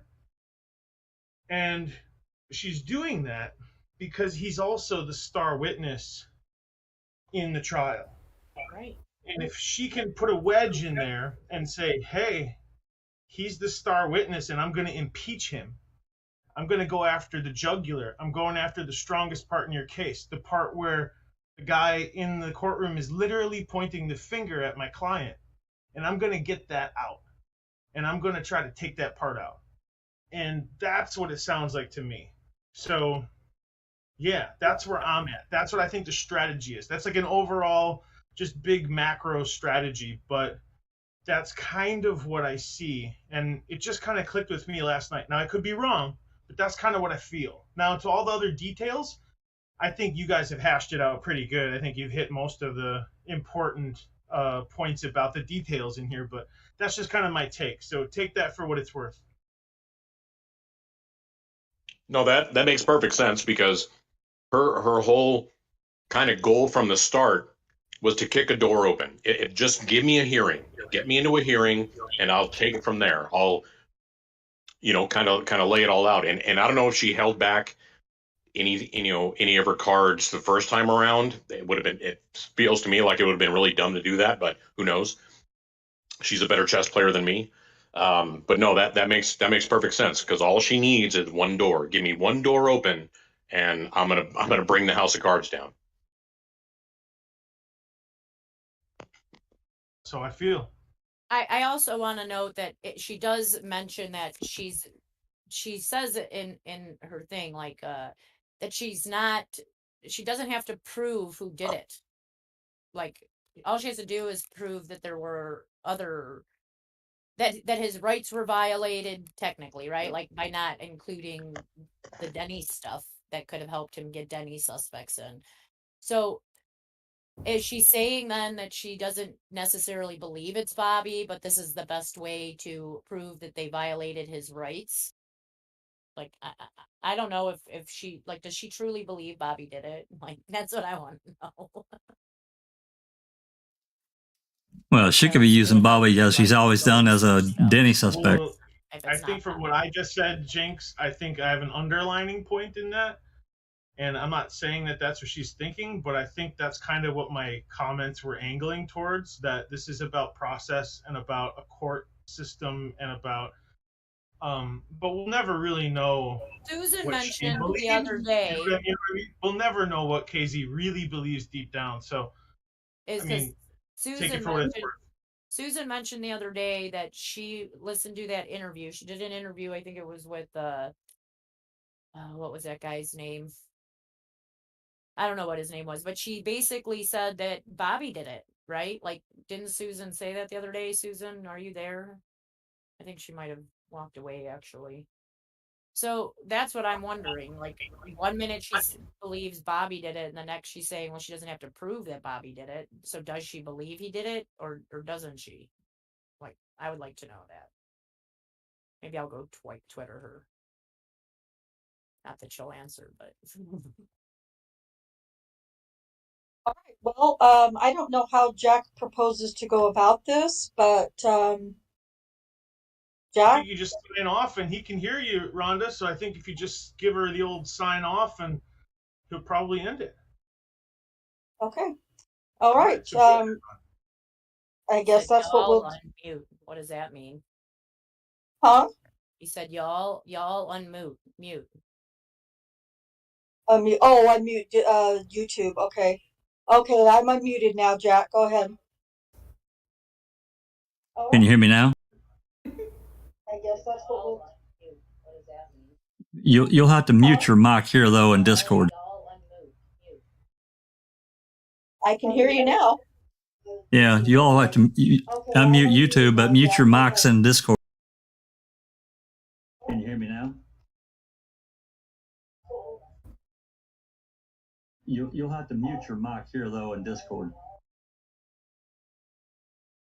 I can hear you now. Yeah, you all have to unmute YouTube, but mute your mics in Discord. There you go. Perfect. Thank you very much. Well, it's been a great discussion. Been a lot of people that we haven't seen in a long time that have come visit. Can't thank them. This is part of the reason that we do it, is to get the information out to, to a larger audience, to keep the case going and keep it fresh as much as we can. We still rehash so much old stuff. This is new stuff. Talk to Yoros. We've got a plan in place, I think, to get this little clip released. Well, it'll be in the playlist. You'll see it pop up, I'm sure. And one of us generally makes a post on Twitter, so you'll see it there as well. And we'll just have to see what comes next, in the case. It's hard to say. And it's been you guys, Sapper and Jinx and everyone, it's been a great discussion. Some good discussion in the live chat as well. And where this goes, guys, it goes where it goes. I think, from Sapper's point of view, and I think a lot of us, there are hard questions that have to be asked. And this is not done out of anger. It's not done out of malice or anything. We're just trying to ask the questions that the court and other people may be asking, and those around. I'll make another brief comment again before I jump out. We talk about the family and the things that they were going through for so long, and I think that Sapper said a real truth. Once the cops get a hold of your kid, it's time to jump in and be mama bear. I say that I wasn't in your position. None of us were. Don't know what they said to you. Don't know any of that. Again, I'm not saying this out of malice. I'm not saying it out of anger. Yeah, there was a time I was angry. I was, admittedly, but that's gone. Life happens. You get manipulated. Shit gets said to you by police officers, special agents from the state. I get it. I think we all get that too. And I think in many ways, no matter what decisions Barb made at the time, I don't think there were any good ones. I just don't. I see this happening in several different instances. That's just me putting it out there. I'm not saying it's a decision I would have made or anyone else. And I'm not saying you should believe what I say. This is just what I see in the case. And knowing how these cops operated and how much they wanted to end the depositions connected to the 85 case and get Avery re-jailed or whatever. But the goal was to end those damn depositions. And this other, I think, fell in their lap. But anyway, let's keep our wits about us. Keep on doing what we're doing. I'm not going to withhold, and I don't think anybody else is going to withhold. What we think and trying to get into a good direction for the case. Hope I said that clear enough. Didn't try to muddy it up too much. Anyway, so I'm going to jump out. Again, we really appreciate everyone coming by and being part of this. We've had a lot of people here, 80, 90 people, whatever. That's the most we've had in a long time. So that shows there's still a real interest in the case after all this time. So with that said, just give me just 1 second here.